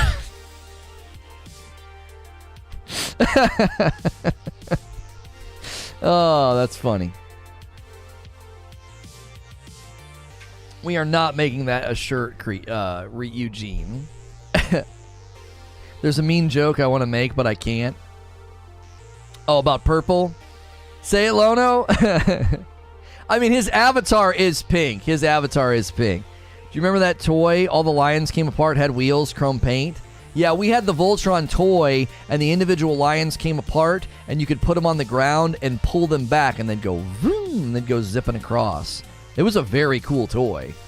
I remember the sword, like the shiny foil paint chipped off of it, and it was like a whitish gray underneath. I remember that too. You don't come back when it comes to y'all. Yeah, because y'all don't come for people's heads the way they do. See, already trying to get me in trouble, Abe. You're good. That's good. It's never a good day when you look over and see a huge spider centimeters from your hand. I almost had a heart attack. I had to kill a bug last night. A moth got in our bedroom. My wife's like, hey, you got to take care of this. That could actually be the only way Halo gets brought back to life. Let the fans sell maps, and some people could possibly turn that into a small business. I mean, a lot of people do think that Halo Infinite Forge is literally the way forward for the game. I've been told that many, many times. I have been told that so many times, sitting in this chair, looking at the chat and having conversations, and people are like, oh yeah, Halo Infinite Forge, that's the only thing that will save Halo at this point. You know what I mean? And I'm like, okay. What's wrong with pink? Nothing's wrong with pink. I actually like pink. I think pink's a dope color. Like, my son got it in his head that, like, pink was a girl color. And I'm like, what are you talking about? No, it's not. It's like, wear that, boy. You look good. What are you talking about? We are getting an almost 12% suggest today. So a lot of people are clicking on a suggest. Most of them are clicking on one that's the Stray mod that lets you play as Garfield. We are going to be talking about Stray today, so don't you worry, all you Stray fans. Don't you worry. Mute this conversation. Why do I get added in these, man? Can I remove myself from that? Unmute. Add a remove tag from photo. Yeah, remove it. I don't want to be notified every time somebody interacts with that tweet. Okay. Pretty sure I own one or two. If I wore shirts, I'd rock a pink one. Yeah, I don't mind. I don't mind pink. That's cool. Garfield mod for Stray. Saw it on YouTube yesterday. Yeah, our second show today, we're going to be talking about Stray, so be sure to stick around for that. Guys, be sure that you're keeping the likes going and the poll going if you haven't done so already. Let's keep that going. Let's keep the momentum going. Keep the conversation about Halo as best we can. I'm curious what you guys think. Do you honestly think Halo Infinite Forge can make a difference in where the game sits right now? Like, do you think it's even possible? Unless Christopher Nolan is spearheading Forge, it's a dead game. Excuse me. Hey, Lono, has there been any discussion already on multiverse and the price for costumes? I can search for it if so. We've not talked about that, no. Multiverses is really hard to cover because nobody knows how to spell the dadgum thing. So we've done a multiverse video on updates, and it didn't do well. Do you ever play games, or do you just talk? We play games, but it's pretty infrequently. This is generally a talk show. If you go to, like, the main page on my channel, it literally says live video podcasting, video game radio that you watch. So we're truth in advertising. I'm infrequently playing games. I do play them. We'll be playing Stray later today and maybe try and even finish it, but we don't do a lot. We don't do a lot of gameplay. It just doesn't fit with what we do. The lion's share of the community that tunes in is looking for a talk show. I don't think Forge will save this terrible game. You should see how bad the Halo subreddit is. The mod team there is legit terrible. The subreddit needs new mods bad. Finally got my PS5. Ghost is such a fantastic game. I'm telling you, it's good things there. Sweet, thanks, no problem. If you're looking for gameplay, Matthew Holt, we do have a channel that's completely dedicated to gameplay. It's called Reforge First Look. It's just first looks at new games, like 10 to 15 minute videos. This is a live stream that's more talk show oriented. We try to offer something for everybody, but you can't do all that on one channel, so we do have that. I would love if Halo Forge could turn the game around, but it's too far in the hole to get out, in my opinion, says Freddie Jackson.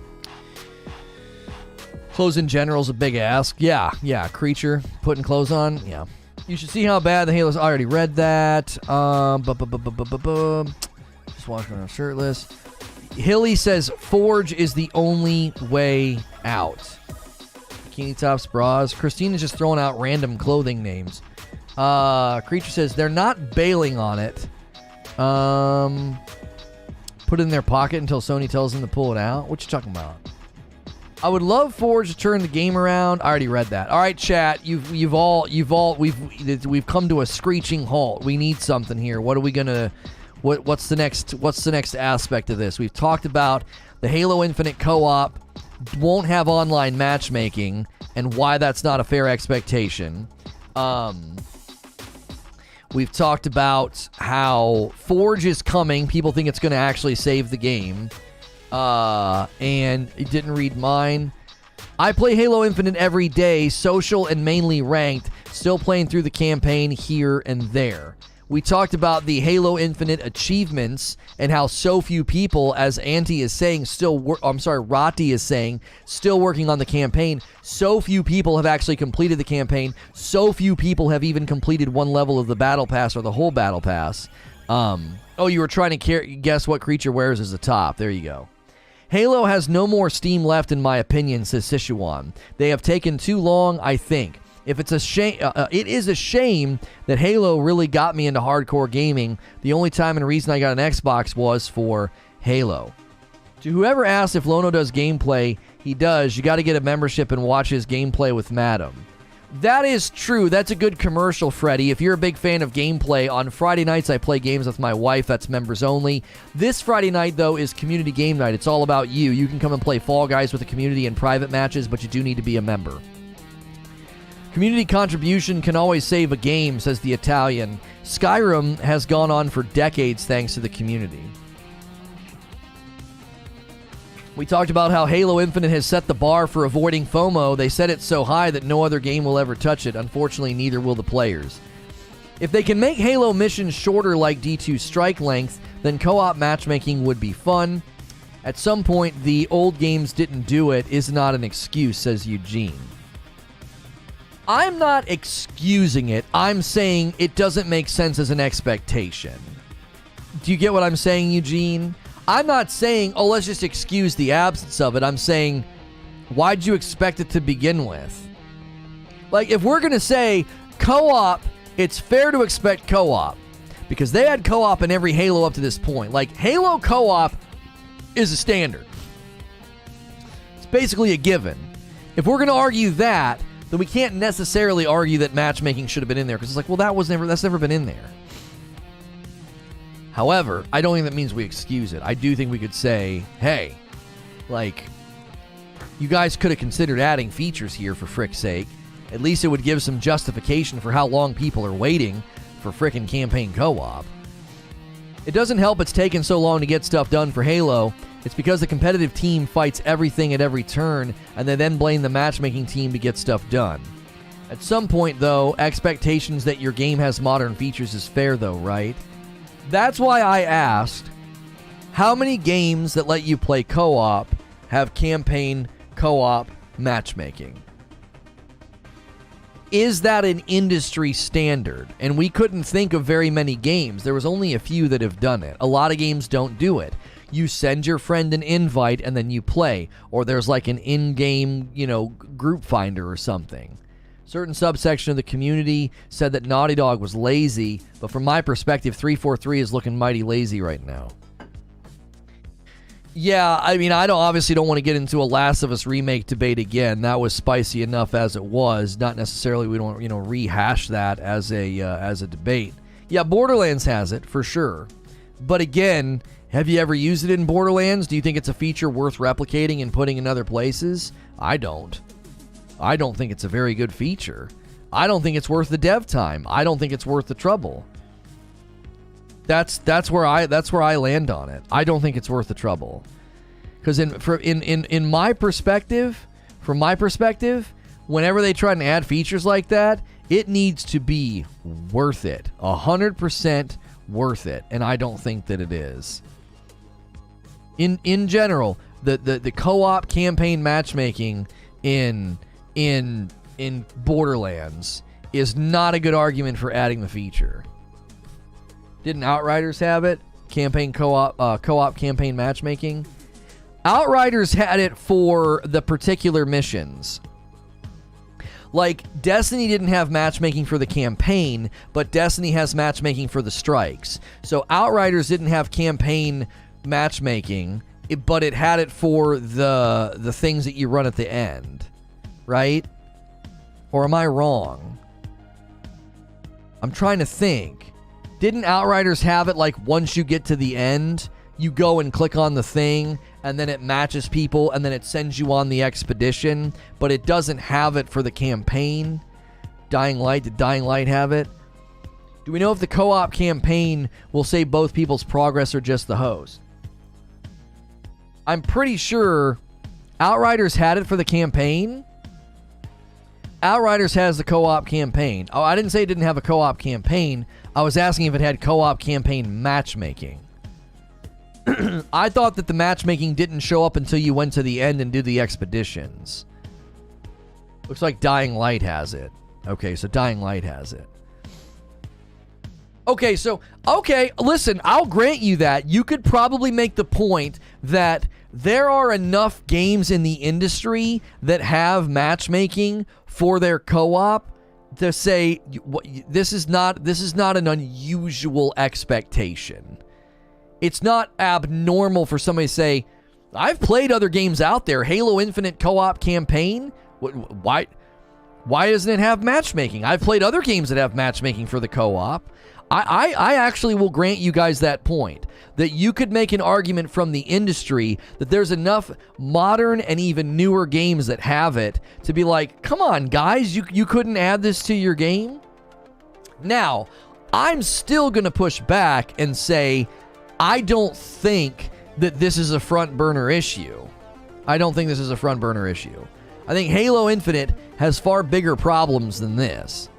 The HCS team, competitive, has been fighting the matchmaking team at every turn to add stuff. They blame the matchmaking group for not kneeling to what the esports wants. I mean, that's always going to be a tension. Every game has the competitive tension. That we experience that. Laughably, we experience that in Destiny, a game that will never be a competitive esport game because of the way that it's built. But laughably, we always dealt with that. People expecting that game to go down the competitive route, which is just laughably stupid. But it was a constant debate in that community, and still continues to be a constant debate. People constantly come to that game with expectations about competitive balance, and they gripe and complain, and it's like, you're playing a space magic game. It's never going to be competitively balanced. It'll be balanced to a degree, but it's never going to be competitively balanced. Like, I think tons of games have that tension. That's not surprising. Could we get 40 more likes on the video? So we something, I don't know, man. We hit a freaking wall and can't get back over top of it. Let's get some momentum. I think 343 has made it a bigger issue with other lacking items and not meeting expectations in general. Right. I think that's the issue, Russell. Is like, if you're going to make us wait this long for Halo Infinite co-op, then it better be amazing when you finally add it. It better have all the bells and whistles, all the dings and dongs. It better have all of them. And if it doesn't, then we're going to be ticked off. Because if it doesn't, then it feels like, what were we actually waiting for? You to add the most basic feature in the frickin' history of the franchise? Let me raise this scenario, says Omar.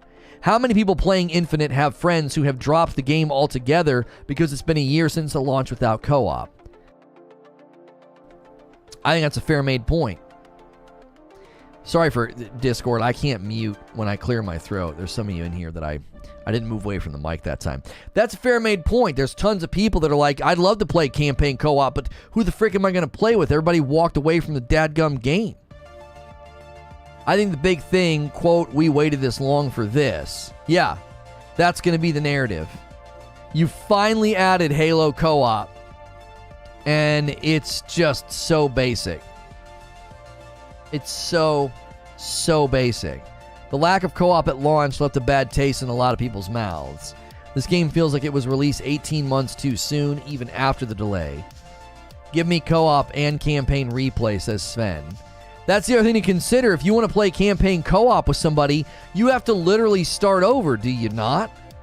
Feels like it's too late now. I just ran it myself. They took too long. Why not just ask how many people have friends? Ew, okay, that apple fell off the tree and is rotting. I know you used to do commentary on a separate channel for current events. Do you do anything like movie reviews or trailer reviews whenever they drop? Or is it even on your members-only streams? Members-only streams, we do get into like discussing movies and shows that I've watched recently. It's not officially formatted or tagged or thumbnailed. It just comes up. We debated Stranger Things. We debated the latest MCU stuff that I had watched, and Star Wars. But it's not like something that we do in an organized way. But if you become a member and you show up to a member's stream and you ask me what I think about a certain movie or show, you're going to get an answer and possibly a great debate. But I can't afford to do that on a gaming channel. We slightly diverted from topic and it already hurt us today. Like, it's just one of those things with a live environment. Like, people come in, they want to discuss Halo, makes perfectly good sense. You deviate from that too much and people are going to bail. Also, I don't want people clicking on a Halo Infinite thumbnail and they come in and I'm talking about Stranger Things. They're going to be like, what the huh? We meander, but I don't let us deviate as much as I used to. That's what the member streams are for. That's a great perk and value to members. And he says, okay, I'll jump in. That's your second month. Thank you, Piloctor. Thanks for jumping back in as a member. That's your second month of membership. I think the matchmaking is indicative, and I'm fully aware different teams work on different things, but you spend dev time giving your players something that they never asked for. Listen to your players. I'll be honest, I tried really hard and I played Infinite on Heroic. Pretty sure I only have one more level left to finish the campaign, and I can't bring myself to finish it. I'm usually not like that. Was it just not fun, or is it that you don't care? I thought that people thought it was good and fun and enjoyable, but I understand people's care dropping off. That makes sense to me. I appreciate chat's meandering. Sadly, we've just had to rein it in slightly, but I think that has inadvertently, I think that adds value to the member streams. I think it does. I'd have to see the small things for myself as to what could be disruptive or against the rules. Not saying some mods aren't extra sensitive, but it's case by case. Oh, you guys debating the subreddit? I don't use the Halo Infinite subreddit. I don't go there. I don't really typically use Reddit for anything.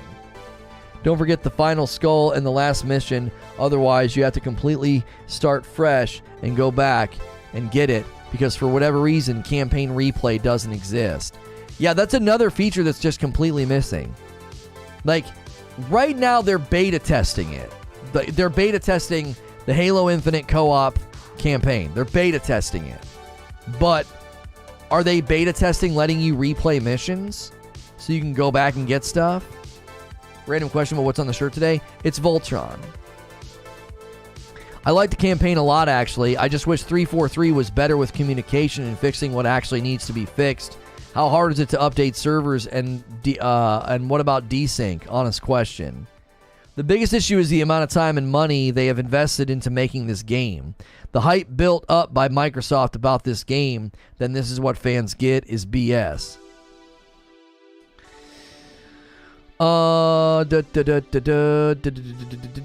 It gets old fast with the level design, says TBC1. Like, Combat Evolved had repeated levels and spaces, but Halo Infinite feels 5 times worse somehow. Campaign replay is in co-op. Oh, wait. Wait, so that's in the beta, Ryan? So when you do Halo Infinite co-op, when you do the beta, you can replay missions? Would you recommend to switch over to the Xbox Series X from a PS4 player? It's tempting. Want backwards compatibility, games in 4K, one thing that Sony is lacking for the PS5. I mean, that lack of a feature, I think, is slightly overstated, because I don't think there's, I don't know how many gamers are going back and playing those old games. Also, a lot of those old games are not going to be 4K. A lot of the old games on the Xbox Series X have been given FPS boost, but they're not being given some like 4K patch. I don't know what you read or what you've heard, but that's simply not true. And a lot of games on the PS5 have been given free updates to look way better. Spider-Man got a free update. God of War got a free update. Ghost of Tsushima got an update. But they're not boosting resolutions to 4K. They're just giving you FPS boost. That's a significant difference. This was in my recommended videos. I used to watch you on Purple. Good to see you again. Yo, what's good, McJukes? Thanks for being here. CD Projekt Red got ripped to shreds for Cyberpunk. Microsoft and 343 deserves all the crap that they're getting. I mean, I actually think we've debated this recently. I think it's more on Microsoft than 343. I do. FPS boost is super nice though. Yeah, I'm just making sure he knows FPS boost is not a 4K uptick. And there's virtually I don't think there's a single game on the Xbox that's been updated to 4K. I don't think that's a thing. Have there been any games that got a free patch to upgrade to 4K?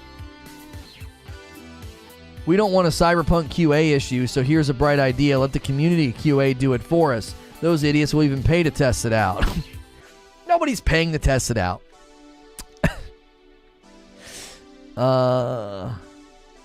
Also, the 4K is just upscaled. No new updated textures. It's just a better looking blur. Right. Doom says, yes, it includes campaign replay. Okay. Thoughts on Rockstar milking their 9-year-old game GTA 5 online? Are they milking it if people are willingly playing it and giving money? Like, when a company responds to market demand and makes money off that demand, I don't know if I would call that milking. You know what I'm saying? They're going to a market willing to spend money and continuing to let those people spend money. I don't know. I don't know if I'm against that. It's $1 billion cow. Yeah, I mean, it's just an absolute. It's such a cash cow. Like, I don't know why they would. If they didn't continue to try to make money off GTA 5, they'd probably get sued by their shareholders. You know what I'm saying? They have a fiduciary duty to their shareholders. They have to generate profit, and to stop supporting GTA Online or GTA 5 would be massive amounts of loss, and then they'd get sued. Because all their shareholders would be like, what the frick are you doing? We're invested in the company. We expect ROI on these investments, and you just stopped supporting one of your most lucrative endeavors? What the frick are you doing? Pretty sure Rockstar makes over $1 billion a year, so unless that number goes down, why do anything else? What are your thoughts on Phil Spencer? He's highly praised as a savior of Xbox, but he's basically presiding over the demise of their greatest IP. Do you think it's on him? It's not on him, no. No. I believe Phil Spencer was given the wheel. He's driving a bus that got taken into terrible territory, and that's not his fault. And getting the bus out of that territory is not his fault. It's also not his fault that the bus is being forced. They're forcing him to drive the bus with a spare tire in the back instead of a replaced tire. Like the 18-month contractual thing at Microsoft, I'm here to tell you that's not on Phil Spencer. And that's not on 343. That's on Microsoft corporate. That's their policy that's been in place since early 2000s.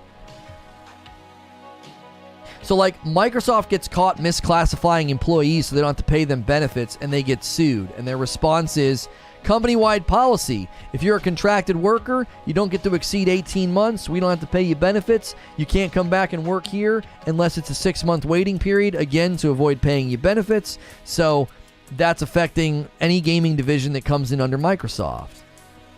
343 comes under the Microsoft umbrella. From Halo 4 to 5 to Infinite, there's a clear degradation in product quality.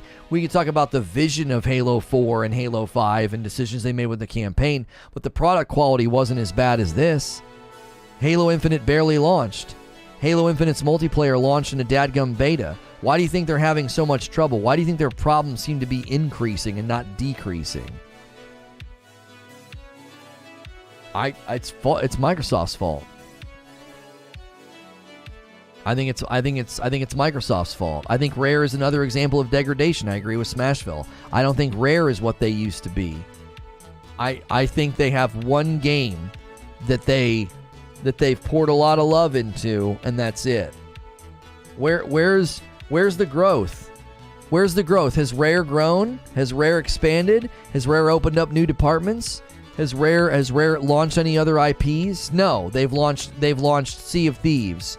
And how many years did it take for them to create a regular content funnel for that game after it launched? Like, didn't Sea of Thieves launch 2019? Or 18? 18. It launched in 2018. It took Sea of Thieves like almost 2, maybe 3 years to get to a place where the content delivery is even normal or predictable.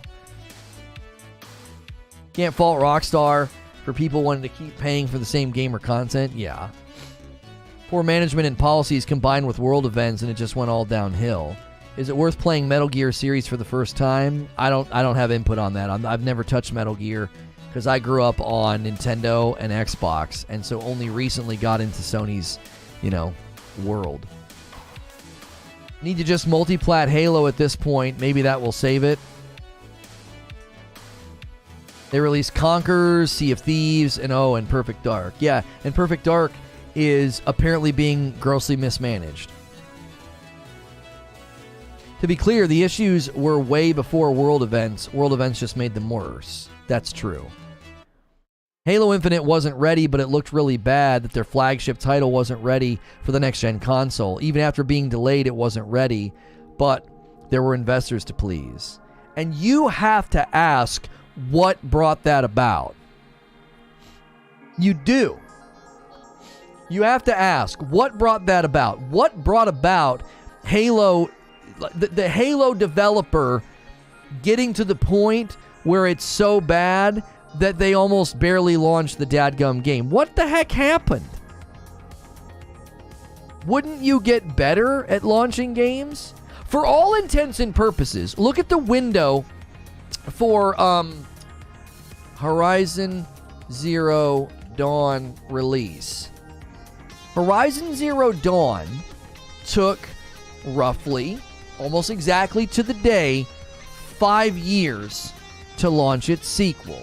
God of War is going to take roughly 4 years, okay? And the games look bigger and better, okay?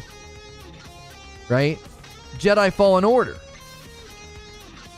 Jedi Fallen Order is looking at a less than 4 year window. If Jedi Fallen Order 2 actually launches in March, that's a less than 4 year window.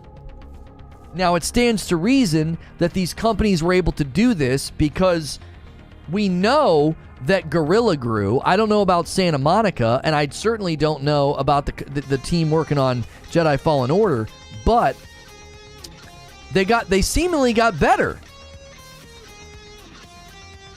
They seemingly got better. Linear, that's the only difference. Halo's not linear.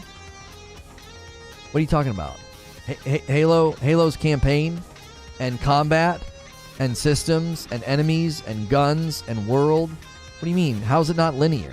You went from one mission to the next. Quasi open world. Now they were trying to do, more. Good to see Things Guy land on his feet. Excited to see what ends up. Unlocking killer gaming experiences. Skeleton key. Very excited to announce that we've started a new AAA game studio with the amazing folks at Hasbro and Wizards of the Coast. It's early days right now at Skeleton Key Dev, but looking forward to sharing more soon. Please keep a lookout and check for open roles. Skeleton Key Dev. Okay. I threw him a follow.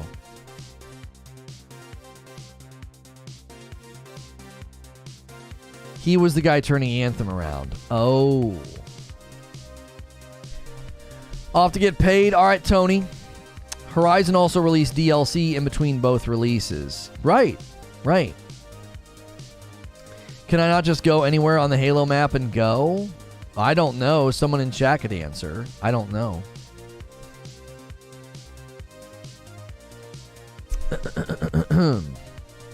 .343 has struggled with the franchise since they were given the reins. They don't know how to steer the ship, and now it's looking so bad they can't write it. The open world side of Halo Infinite for me is the reason behind the co-op and mission replay issues, and it added no value. Yes, you can, but the missions are still linear. Okay, so Horizon Forbidden West is open world. God of War Ragnarok's quasi-open world. So that point doesn't mean anything.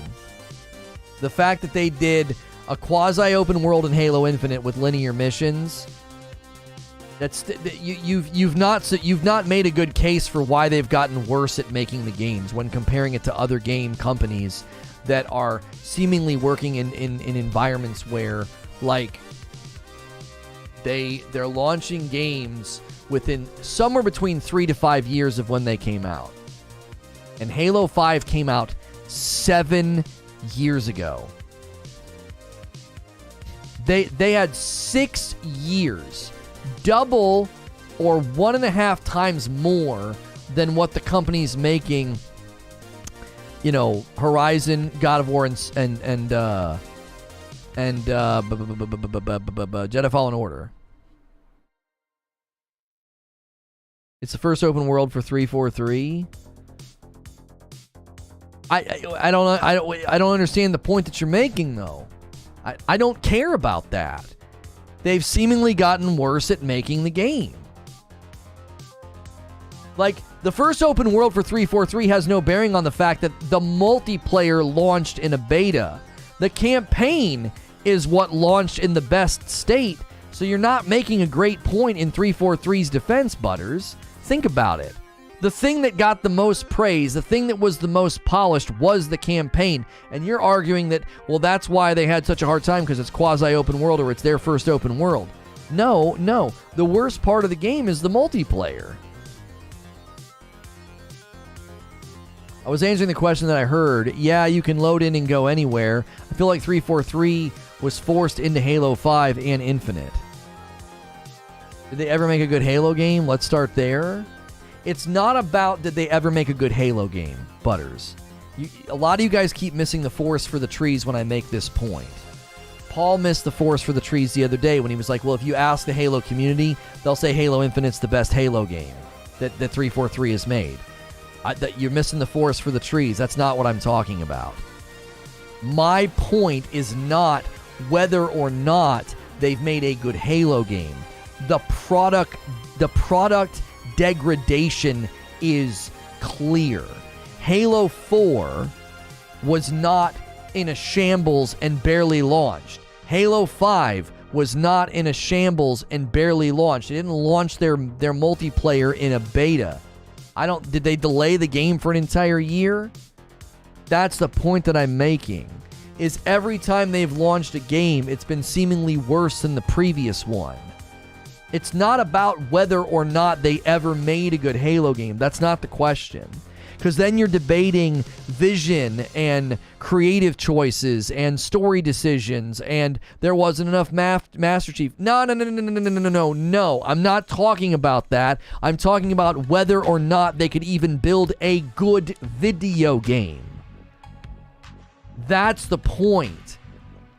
Like, if somebody builds 3 houses, and the first house is a good, solid house, but you go inside and you're like, well, the wallpaper and the creative decisions they made in here aren't that great. And the second house they built is also, it's a sound house with a good foundation, but the creative decisions seemingly aren't any better, maybe arguably worse. Ugly wallpaper, weird lighting decisions. It's just kind of ugly, but it's still a functioning sound house. The electric works, the water works, the front door's on, straight.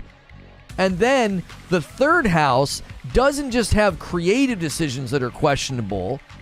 It's like leaning and barely standing, and the garage isn't finished, and they have to put up a sign that says, "Pardon our mess, we're not actually done yet."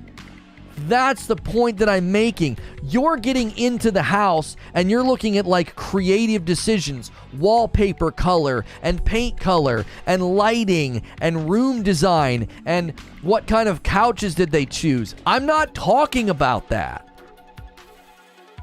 I'm not talking about that. The game itself launched incomplete and rough and in a beta. So why would that happen? You can talk about creative vision for Halo, and 343 has missed the mark and failed to capture the spirit of Master Chief, or failed to capture a good trajectory for Halo lore. That's a discussion for Halo nerds, and I'm not a Halo nerd. God love them, but I don't give a rip about any of that. I'm zoomed way out, and I'm saying they're getting worse at making video games. Why would that be happening? There has to be some explanation for this. It seems incredibly strange. If you saw some construction company seemingly getting worse at building homes, you'd be like, what's going on? And if the foreman came to you and said, our parent company doesn't let us keep workers on staff long enough for good, polished, cohesive work. They're not even here long enough to be here when the house is done. They're gone before the house is even done. In the 6 years it took them to build and launch Halo Infinite, they're on 18-month attrition with contractual workers. It doesn't surprise me at all that 2019 hits, and internally they're apparently building 3 or 4 completely different games, and 50% of their staff's on a contract, and they're walking out the door every 18 months. That's the problem. There's no other way for me to see it. I'm like, you have a company trying to build a game in a 5-year incubation period, and half their staff is leaving on every 18 months. What the frick? Of course the game's in disarray. Of course it feels like they're building 4 different games. Because they were. You just described every tech company? No, I did not. No. All of the industry reports coming out about contractual work and how rough it is for the workers and how they're not paid good salaries, the underlying theme is that they're there till the project launches, and then when the project launches, they get cut loose, and that's really hard for them because then they have to immediately try and go find a new job. Like, it's hard for them to get hired on. This is especially a problem in the QA world. It's why the guys at Raven unionized. It's not common in the dev world and tech world for contracted workers to have to walk back out the door after 18 months. That's actually not true. The problem with contracted workers, and the reason it's hard on them financially and psychologically, is that as soon as the project is over, they're cut loose. It happens a lot, not just in game dev. It's a big issue in tech in general. Find me reports that this is a common theme in tech, that the contracted workers are cut loose every 18 months. Because I need that to be substantiated with actual industry reports and analysis, not just you saying it in my YouTube chat.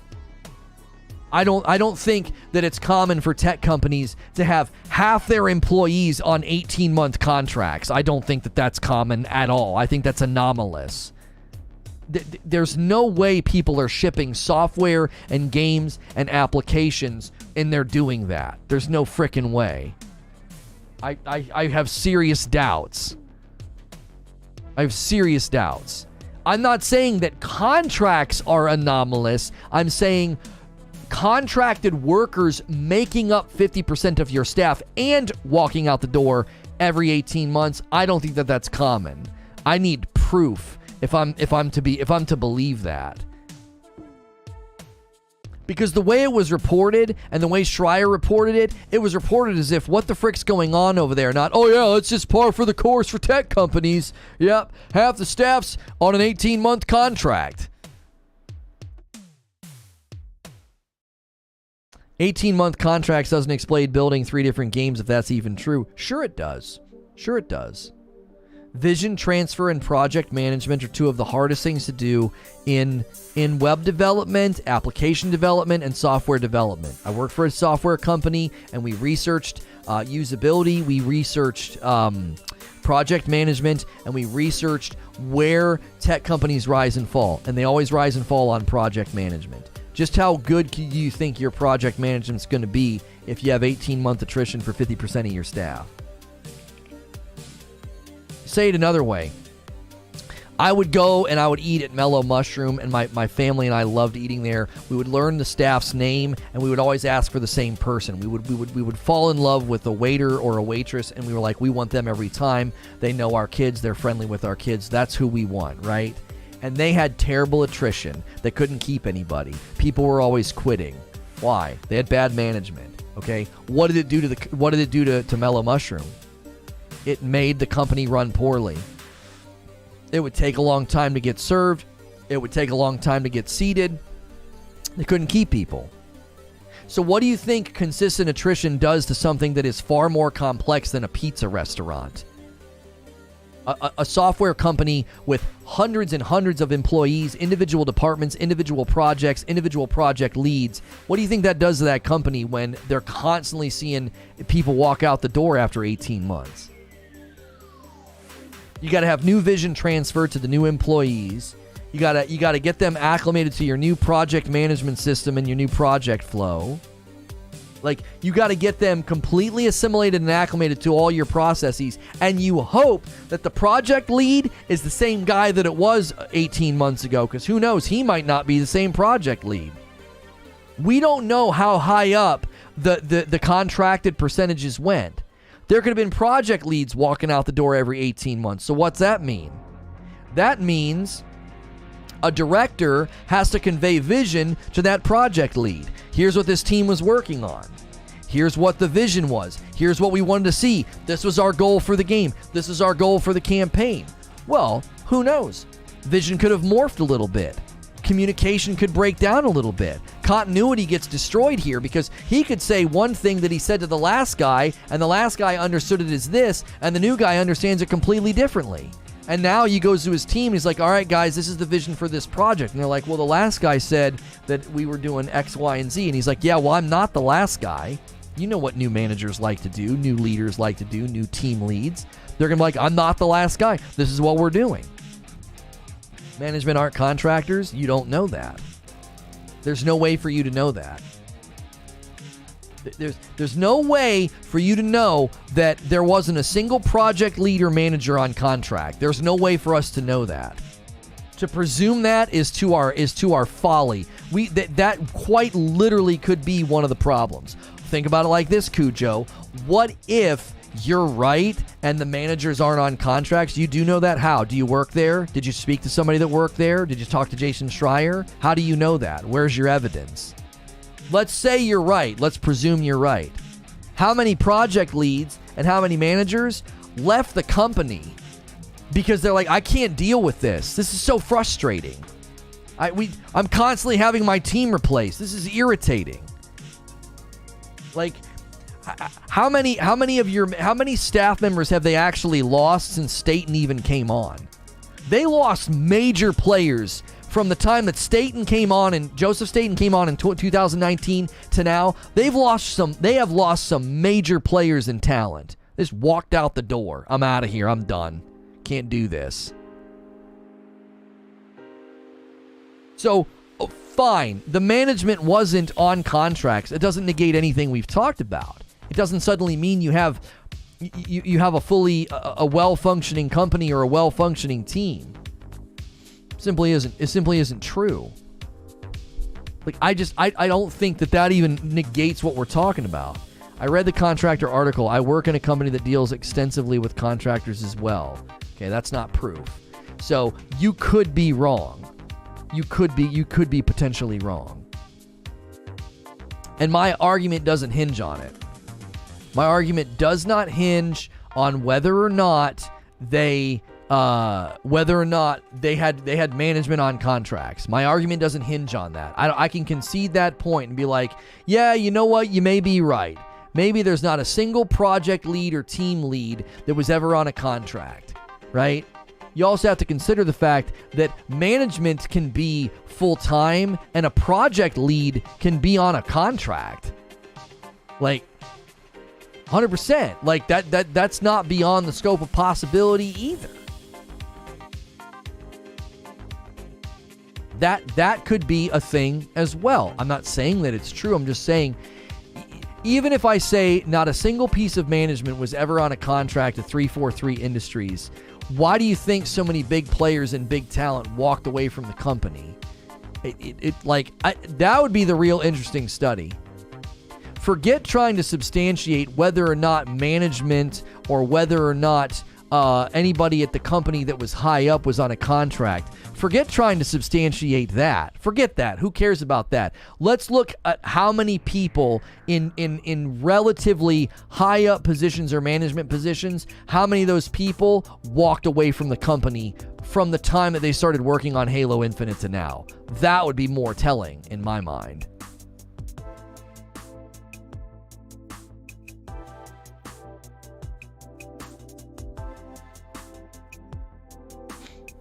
From my experience as a contract worker for research and development, all the project leads and management were full-time. All the little worker bees like me were contract only.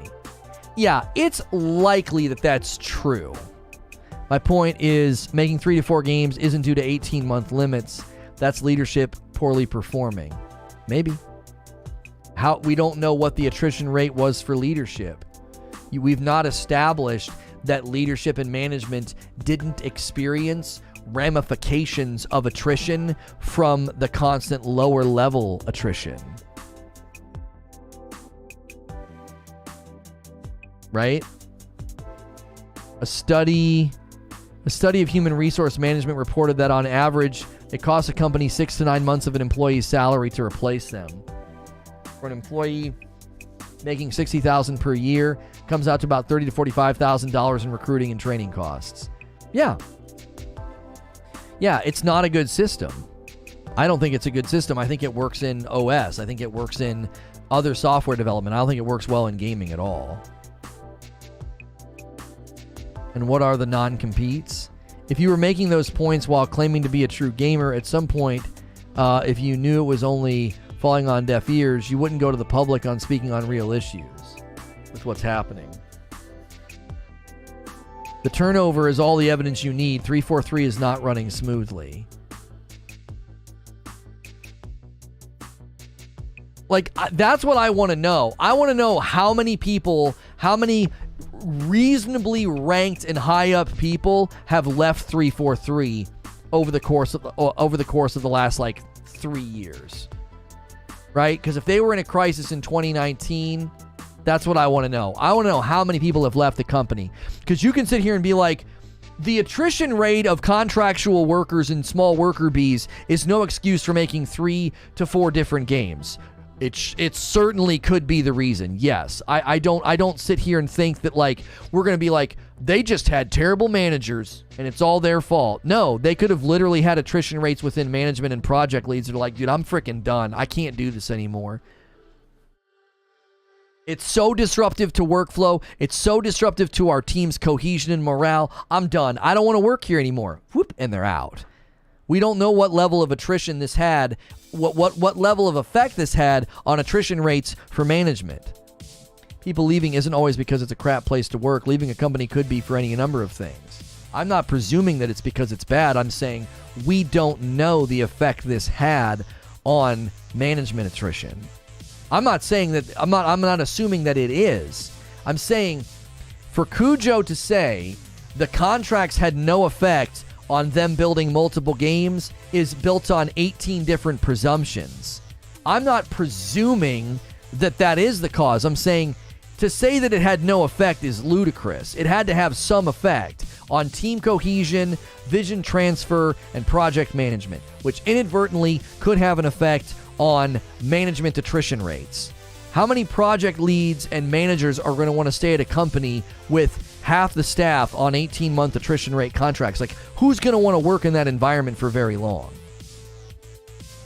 And what level of work are you even going to get from those managers? They're going to be like, this sucks, man. Microsoft has absolutely ruined our company.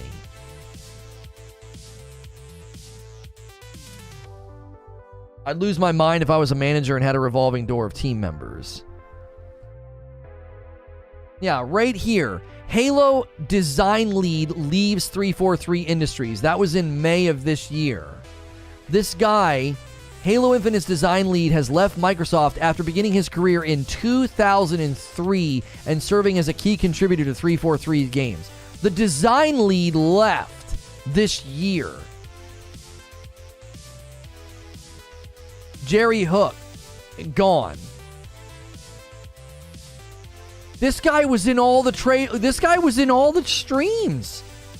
He was in all the streams talking about. We don't know why though. Dude worked for them for over 20 years. It could have just literally been when he wanted to retire, for sure. For sure. But it doesn't look like he's retiring. He's the founder and CEO of Jar of Sparks, Xbox Live founding veteran and father and husband. So it looks like he started something new. Xbox Pioneer forms Jar of Sparks, new studio dedicated to AAA action-adventure games. He didn't retire. So that's not old man retirement time. It's I'm getting out of here, man. I'm going doing something else. While Sparth leaving 343 Industries is likely sad news for a number of fans of the series, there are only one of several developers that have recently left the company. For example, Jerry Hook, head of design on Halo Infinite, departed from the company to start a new video game studio. In addition, Andrew Witts, multiplayer designer, left 343 Industries following the release of the game. So your design lead and your multiplayer designer left, and I don't know who's Sparth. Nicholas Bouvier also left. Oh, he's the guy that left. I don't know, man. That to me is foreboding for the game's future. Sparse was an art director, design lead, and the multiplayer designer have all left. Leaving at the release of a game to start a passion project doesn't seem unusual to me. It does if they have plans to support the game for 10 years.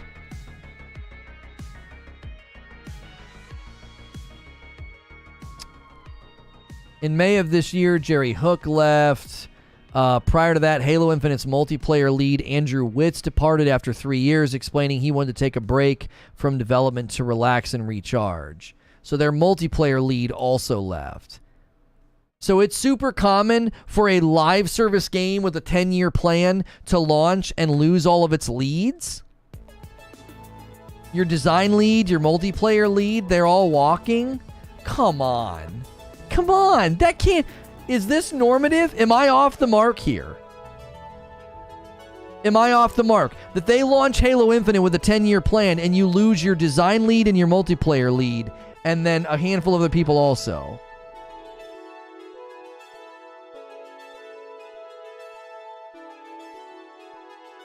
The Returnal Steam version got updated in the Steam database to be Steam Deck certified. Also, Digital Foundry analyst just confirmed that he has been personally running it on PC. Nice.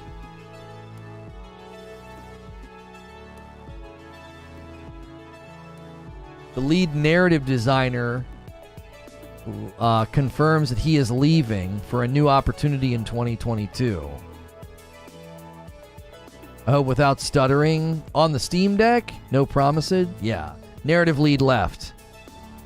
Narrative lead left. Design lead left. Multiplayer lead left. So all your leads are leaving the company after the game launches? So, as I said not moments ago, we don't know what effect the contract attrition rate had on attrition rate of management. And look at what we've got. Software engineer here, worked at several projects. Leads leaving like this is not normal, says Reaper. We just spent the last 4 years building this game, which we plan to support for 10 years. I guess it's time for me to go. Look at what happened to Rare. It makes sense. With the new info, it makes logical sense. In what way, David? Chris Lee is no longer with the company. Halo Infinite has lost another director at 343 Industries. That was in 2020. He was partner studio head. He oversaw the development. 2020, that guy walked. Like I said, it affected management. Look at all the people they've lost. I got to quickly take a restroom break, but don't go anywhere. I want to keep this debate going. This might be a separate stream to track all of the talent and management loss. Consider gifting memberships or becoming a member. I don't run ads. We're past the 2-hour mark, which means at 2 hours, YouTube is like, hey, you should be running some ads. This is the only time I run ads, when I step away. Be sure to support the channel. Smash like. We need 300 likes. Order some coffee. Consider becoming a member. It's only $5 a month, and you get into all our members-only content. Huge, awesome turnout today, and we're not done. I got more great content coming up. Stick around.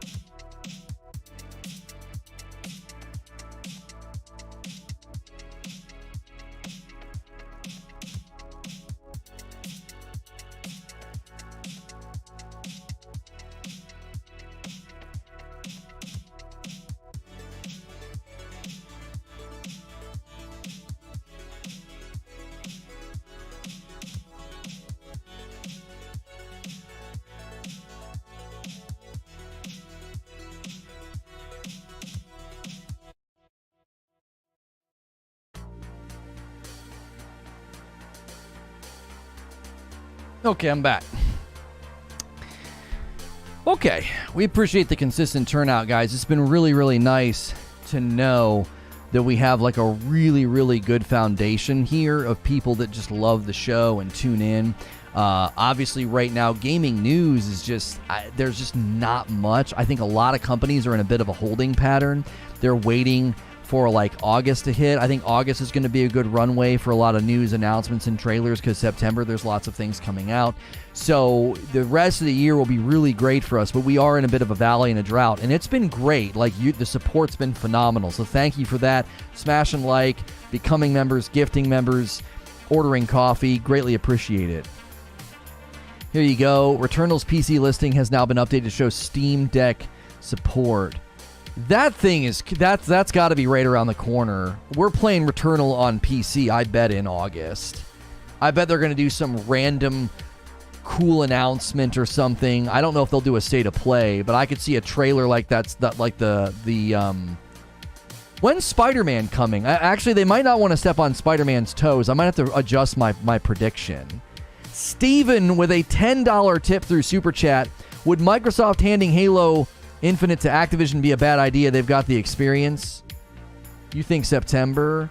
I could see September because isn't Spider-Man coming August? I don't think they want to step on those toes. Well, not step on those toes. They'd get crushed. They'd get absolutely crushed. Not August. Spidey's August 12th. Okay, yeah, then I definitely 100% misspoke. Yeah, we're not... Oh, I'm going to be on town for that. Frick.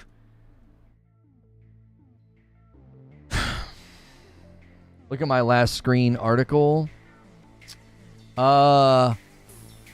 Even so, others have been concerned about the fact that three major figures on the Halo Infinite team left in the midst of development. Back in 2019, Mary Olson, who was the lead producer on the campaign mode, and Tim Longo, who was the creative director, left the company. In October the following year, head of FPS development Chris Lee resigned as well. This didn't bode well for fans at the time, but head of Xbox Game Studios Matt Booty has recently explained why the departures shouldn't have anybody worried. Why did Matt Booty say nobody need to be worried? Like, we're literally building a show right now. We're building a show with these screenshots. Literally building a show.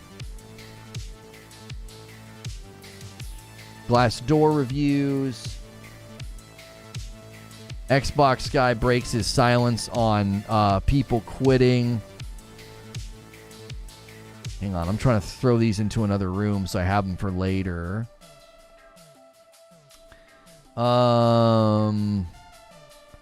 Copy image.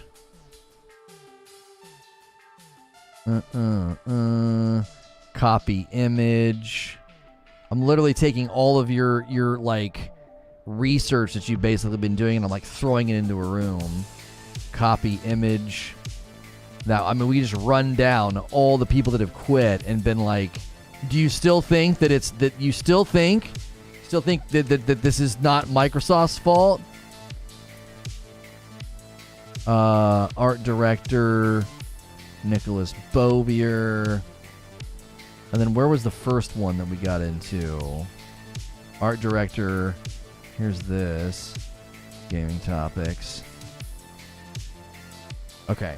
That's everything that you guys put that's relevant. Corporate speak. In an interview with the New York Times, Booty explained that turnover isn't all that uncommon for development studios, even in the middle of major projects. Without saying the reasons behind any of the specific resignations, he pointed out that sometimes the momentum of the project is going one way and the person has a vision that's going another way. Gee, it sounds like he just explained why they were building 3 to 4 different games. You can't keep your upper staff and talent, and you're basically blaming it on vision transfer breakdown or vision breakdown.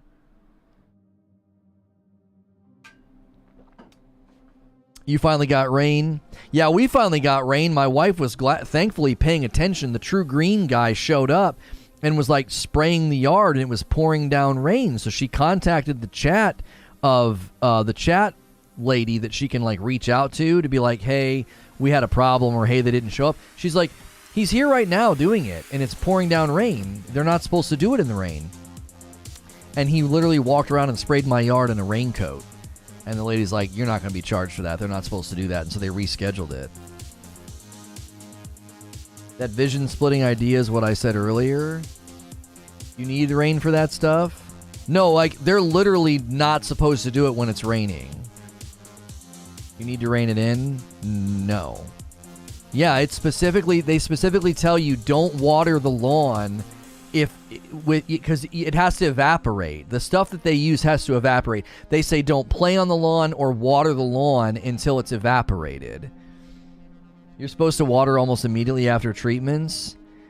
The lady literally said they're not supposed to do it when it's raining because it doesn't have a chance to do anything. Mine's completely different. It might depend. Maybe they do it, Eugene, and then they spray some water, but that's in a specific order, right? Like if the grass in the ground is wet, the stuff's not going to soak in, right? That would be my thought.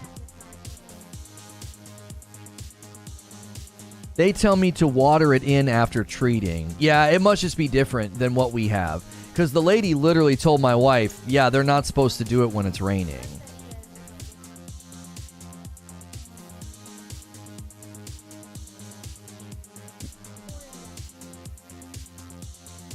Yeah. Yeah, she just said their website literally says it's okay if it rains that day if it has the opportunity to dry first. So, yeah, it must be a different type of treatment because it's on the website. Our True Green guy didn't do certain things because it was supposed to rain later that day. Yeah. Their own website says the solution just needs to dry. So it's like if they do it in the morning, you're not going to call them like, it rained this afternoon. You can't charge me. Like, so, yeah. It was literally pouring down rain. He was sitting in the driveway and he waited and then he got out in a raincoat and did it. So, yeah. Dry granules need watered in. Spray. You don't want water until later. Right. Yeah, different treatments call for different things. Yeah. Whatever they're doing's working, man. We don't have any mosquitoes. We don't have any of the what's it called? Clover, you know? My kids are running around barefoot and I'm like, that's just too much clover, man. They're going to step on a bee. Like, I love bees and I think bees are great, and we have a whole garden in the back where the bees can hang out. We got like 5 rose bushes and all these massive gargantuan, I don't even know what they're called. They have these huge white bulbs on them. So it's like, I feel like I'm okay to spray my yard. The bees can hang out back in our garden.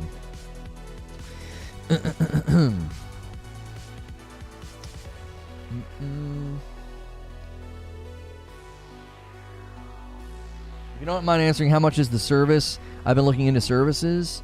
I don't know. My wife has handled it all. I just knew we needed it. It's like we can't do a lot of things right now that we want to do, but that was one thing where I was like, I think this is worth doing because the yard looked terrible. Like, it looked real bad. And I was like, we're paying to have somebody, cut it because I don't have time. It's like, we might as well have somebody, treat it as well. They spray during the day and I come home and immediately spray water per their instructions. Yeah, they must be using something different. I don't know. Yeah, they must be using something different. My dog stepped on a bee. Yeah. Lono just makes the money. Madam handles the spending. That's basically how it works. Yeah, I don't pay attention to any of that stuff. I pay $70 a piece for 6 treatments a year. So you pay $75 for each treatment. I think they come more often for us, and we pay around double that, I think. But that would make sense because I think they're coming more often. What do we pay?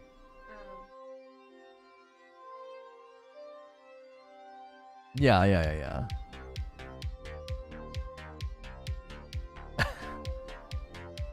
Because it rained. Yeah. Glad I don't have a yard. It's a whole headache, man. Owning property is a whole thing. How often do they come and do ours? Once a month? Every 6 or 8 weeks? And what's per each treatment cost? Oh, she says she'd have to, like $60. Oh, so it sounds like we're in the same ballpark as what Eugene's was. I think ours was a little bit lower, but then we asked them to treat for something else. Like, she wanted them to treat for bugs, and they were treating for bugs that would never be in our yard. Like ticks and fleas, and we're like, what? Like, no, mosquitoes and gnats, and maybe flies. I don't think you can spray for flies, but like...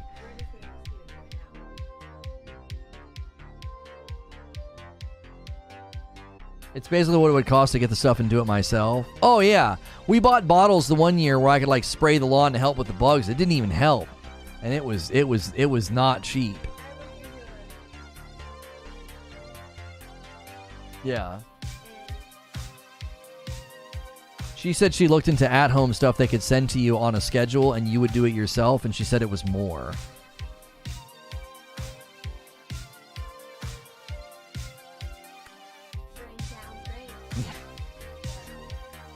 You have a separate bug guy? They added the mosquito treatment, and we have, like, no mosquitoes. It's fantastic. Like, I would go out and water the garden back in 2020. That was, like, one of the few things. That was, like, therapy for me, right? Well, not the only therapy, but... and the gnats would just be so annoying, just landing on my legs constantly. And now they're, like, not there. Oh, yeah, Creature says, screw the HOA. Yeah, your HOA handles that? Yeah, we don't have an HOA. Yeah. Yeah, a lot of HOAs, yeah, they're not something that I would want to fiddle with. I want to take a peek at something here. We are getting ready to sort of shift and transition. Oh man, dear Xbox fan short got thrown on the shelf. Look at it go. Let's see. Let us see here. We got some people that were searching for Halo Infinite today, but most people clicked on this on a recommendation. Not most, I'm saying 12% and 71% off of browse. So if I was on your homepage today, or you got recommended my video on another video and you clicked and you hung out and you like my stuff, man, do me a favor and click subscribe, click the bell button, do all those things if you enjoyed the content. It's always nice to meet new people. It looks like we gained a little chunk of subs throughout that debate, and I appreciate that. We are a Safe for Work channel, and we enjoy meeting new folks. I don't like bashing on Halo. I actually feel kind of bad for 343 the more we've kind of pulled back the veil here. We may do another stream in the future if it gets dry, or if there's good Halo news to thrust us into a topic. We have really good research that was just done very quickly into just how many upper management and big important people have left the company starting in like 2019. So in the UK, no one gives a crap. We don't have HOA. My bro-in-law had to move his boat out of the driveway because somebody complained the HOA was a nice boat too. They told me to F off. We have an HOA, but it's like $35 a year. All they do is for yard stuff. We don't have an HOA, but they do like a newsletter, and they'll come around and tell you like, hey, you can't leave your garbage cans on the street, right? And they won't do anything about it, but they'll just kind of like give you like a little like, hey, can you not do that? My biggest pet peeve is all the street parking. Like, I feel like such a get off my lawn old man, but we have this beautiful neighborhood, and everybody has driveways and big garages, and everybody parks on the dadgum street. It drives me freaking crazy. It's like, park in your driveway. And I know, they don't have to shuffle cars the next morning. I get it. So I don't say anything, but it's irritating. This gorgeous neighborhood, you know, and you go for a walk and there's just cars parked everywhere. It's like, I don't live in downtown. Like, why are cars all over the street? You know what I mean? I'd appreciate if you'd stop crapping on Papa Halo, please, Lono. Build a bat house. They can't tell you to remove the bats. They're endangered. Glaciered official announcement. What the frick is this? Is this a game? An action-adventure indie game that takes place on a glacier-covered Earth 65 million years in the future. You can wish list it on Steam. Oh, dang. This looks kind of wild. You're like a dragon thing. Underwater. Are you always underwater? Yeah, it looks like you're always underwater.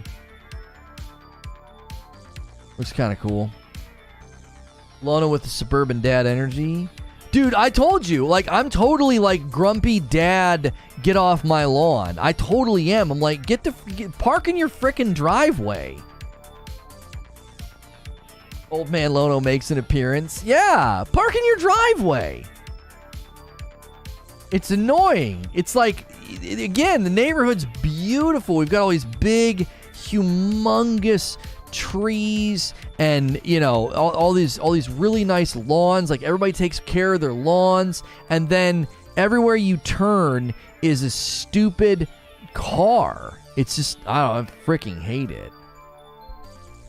It's annoying. The thing that I dislike the most about it is, again, it's not a neighborhood where it makes sense. It's not like everybody has, like, nowhere to put their cars. It's a neighborhood where everybody has a garage, some two-door, and everybody has a driveway. And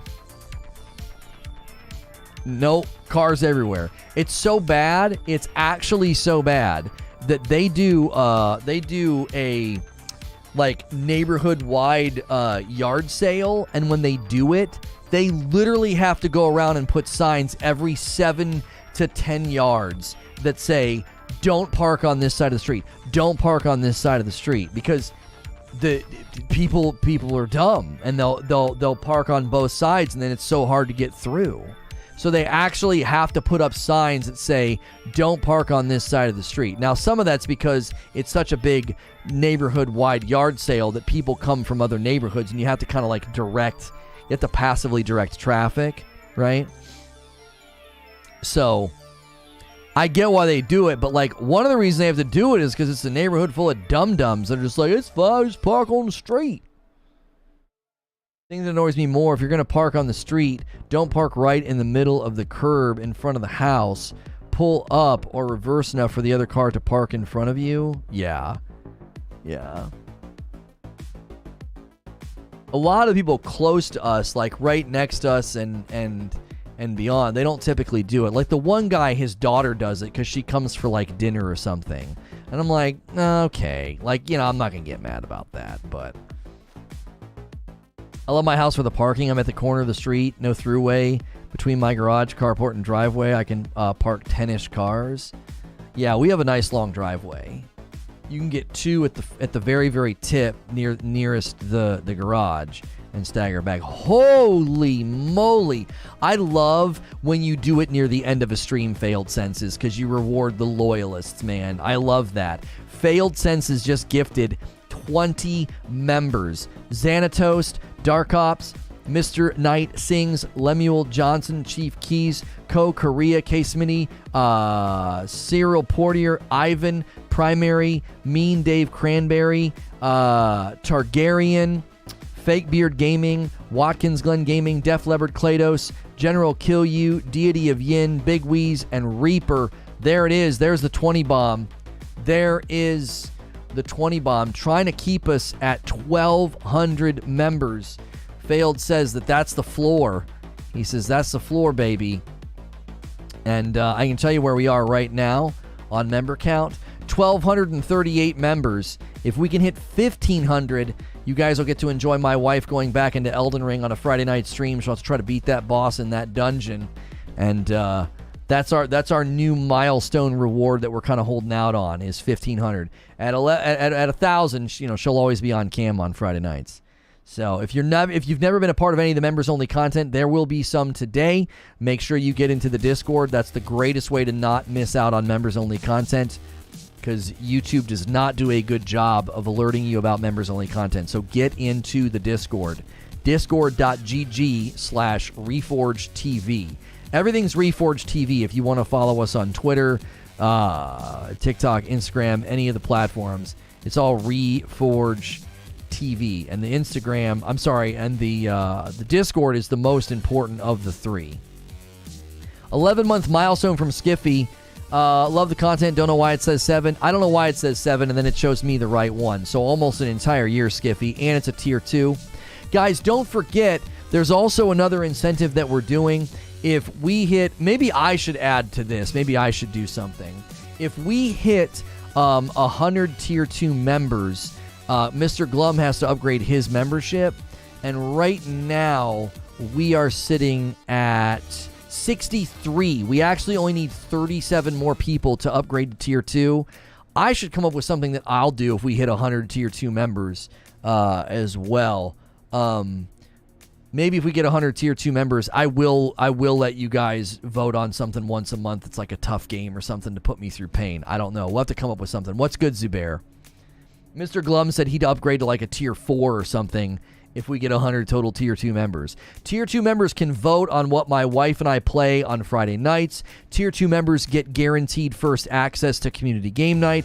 Tier 2 members also might get codes when I get extra codes for games. I throw them in the VIP room in the Discord. So tier 2 members get to kind of upgrade all their stuff. They don't just get access, they get like premium access to all the things that we're doing. That's tier 2 and above, by the way. Tier 2 and above.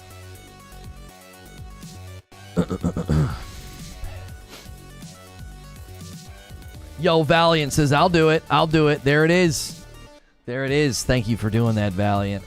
We like the way that works. Like you get everything at $5, but then you get to kind of enhance it all at tier 2. So thank you for doing that. Don't forget tier 2 members. There's always a video game voting in the Discord like every Thursday, but there won't be one this week because Friday is community game night. But community game night, you're guaranteed a spot because I put the code for the private server in the VIP room first. Tier 2 members milestone reward should be exclusive to tier 2 members. Well, tier 2 and above. Yeah, what if I would do something maybe on the weekends or something, like a real quick upload or, I don't know, something goofy that would only be viewable like tier 2 and up. It would be something completely extra that we're not doing now. I'll think about it. I'll try to brainstorm. We can maybe brainstorm later in the members only stream. You're not tier 2 on gaming. Yeah, you're obligated. I'm sorry. I'm telling you, Butters, you're gonna get me to play VR with the PSVR 2. Like you're gonna get your wish. I'm gonna try and get my hands on one of those. I want one. I do. Lamau, he said on the weekends. Well, like it'd be like an upload. It doesn't mean I'm recording it on the weekends. We would just schedule it. Yeah, I don't work on the weekends. Creature doesn't. It annoys him, but it's been super important. You guys may have noticed in the Discord that you don't get the thumbnails the night before, like here's what we're covering tomorrow. I'm not kidding you. That's been for my mental health. That's been for work-life balance. I have to have a hard stop on the day where I'm doing nothing. I just have to. I was literally making thumbs sometimes on the couch. It was like 10:30, 11 o'clock at night, and then I'm throwing them in the Discord, and then, you know, doing stuff on the weekend. I just had to be like, nope, no, Monday through Friday, around 6 o'clock, done. Cut it off. I've got to disconnect. You know, you might see me poke my head in the Discord. I might say something to Creature. You know, I might read an article to research, but I had to create like hard stops because if not, it was jacking me up. When's the Roller Dome launching? Or is that going to be, are they showing it off with the VR? I'm tier 2 on gaming, tier 1 on radio. There you go. There you go. Is there a channel where my tier 2 means more? If you're going to upgrade to a tier 2 membership, make sure it's here. Here is where we'll do any, if we do anything for tier 2 members and up, like maybe I do like a funny upload on the weekends or something, it'll be on this channel. We're not doing anything on radio. So if you're supporting that channel or Reforge First Look or Reforge Updates, if you're doing memberships on all the channels, you're just a dadgum champion. Like, I'm not giving you anything on those other channels. I just can't. We had to really refocus our energy here. So, you know. Juggling an arsenal and guns. The marketing push is starting. There's a catch to these weapons, however. They're limited ammo and easy to blow through a full clip. Wait, is that... Oh, so that gameplay walkthrough is new? Maybe we'll do this tomorrow. It's 8 minutes. Did they just push this out just now? Yeah. We might do that tomorrow. Maybe.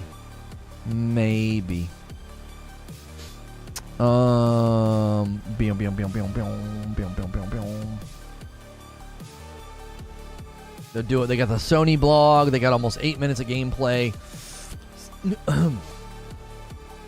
Oh, it's coming out next month, August 16th. Nice. I told you. What did I just say? I said everyone's in a holding pattern. They're all waiting, and then they're going to start ramping up marketing for August. I was like, it's coming. We're in the drought right now. The Stray mods are great. People are legit asking modders to create game models that resemble their own pets. Sometimes I love the PC and modding community. If you're trying to get value for your membership, it should be on this channel. On the other channels, it just means you're going above and beyond to be awesome. Yes, I agree with that.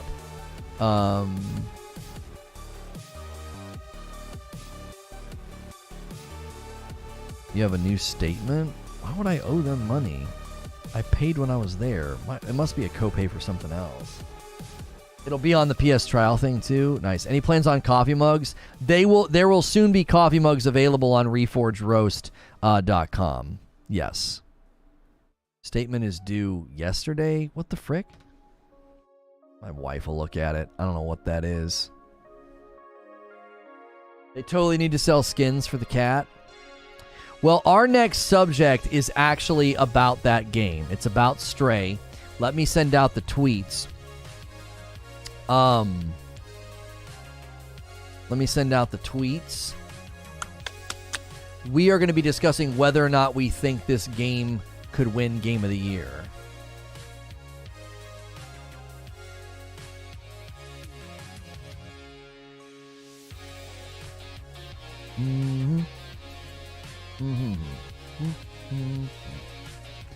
Get everything going. This thing is absolutely blasting through alerts.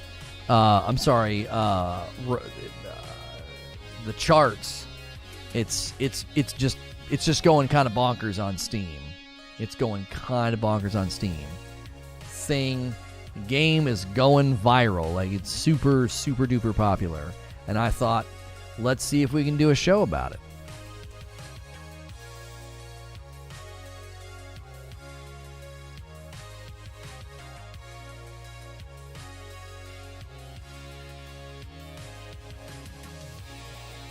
What's the name of the company? It was A_I, wasn't it? Yeah. Stray Game of the Year 2022. Is it possible? Okay. What's the song playlist? It's Stream Tunes.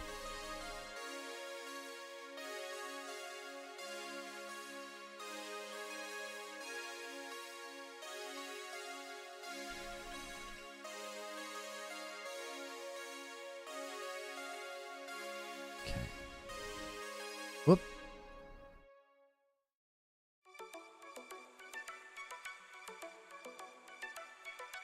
Not a chance.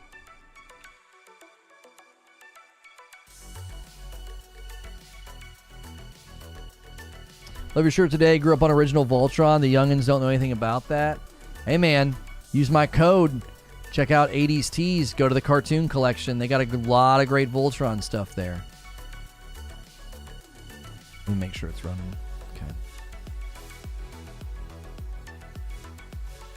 Could Stray win Game of the Year 2022? The Stray game is absolutely blowing up in popularity. We're going to be looking at some really impressive stats right here at the beginning of the stream, not Stray. If you like Stray gameplay, we'll also be trying to dive back in and finish the game. I did play some Stray gameplay, and my Stray review is sort of ongoing and what I think. And I'm going to kind of give some of my thoughts right here at the beginning on why I think it might win Game of the Year, also why it might not, and sort of my prediction about what's going to happen at the Game Awards with the Stray game and everything that's been happening with all of the stats. And it's beating God of War, and I'm going to show you how and why. What does that mean? I'm going to end the previous stream and bring everybody over.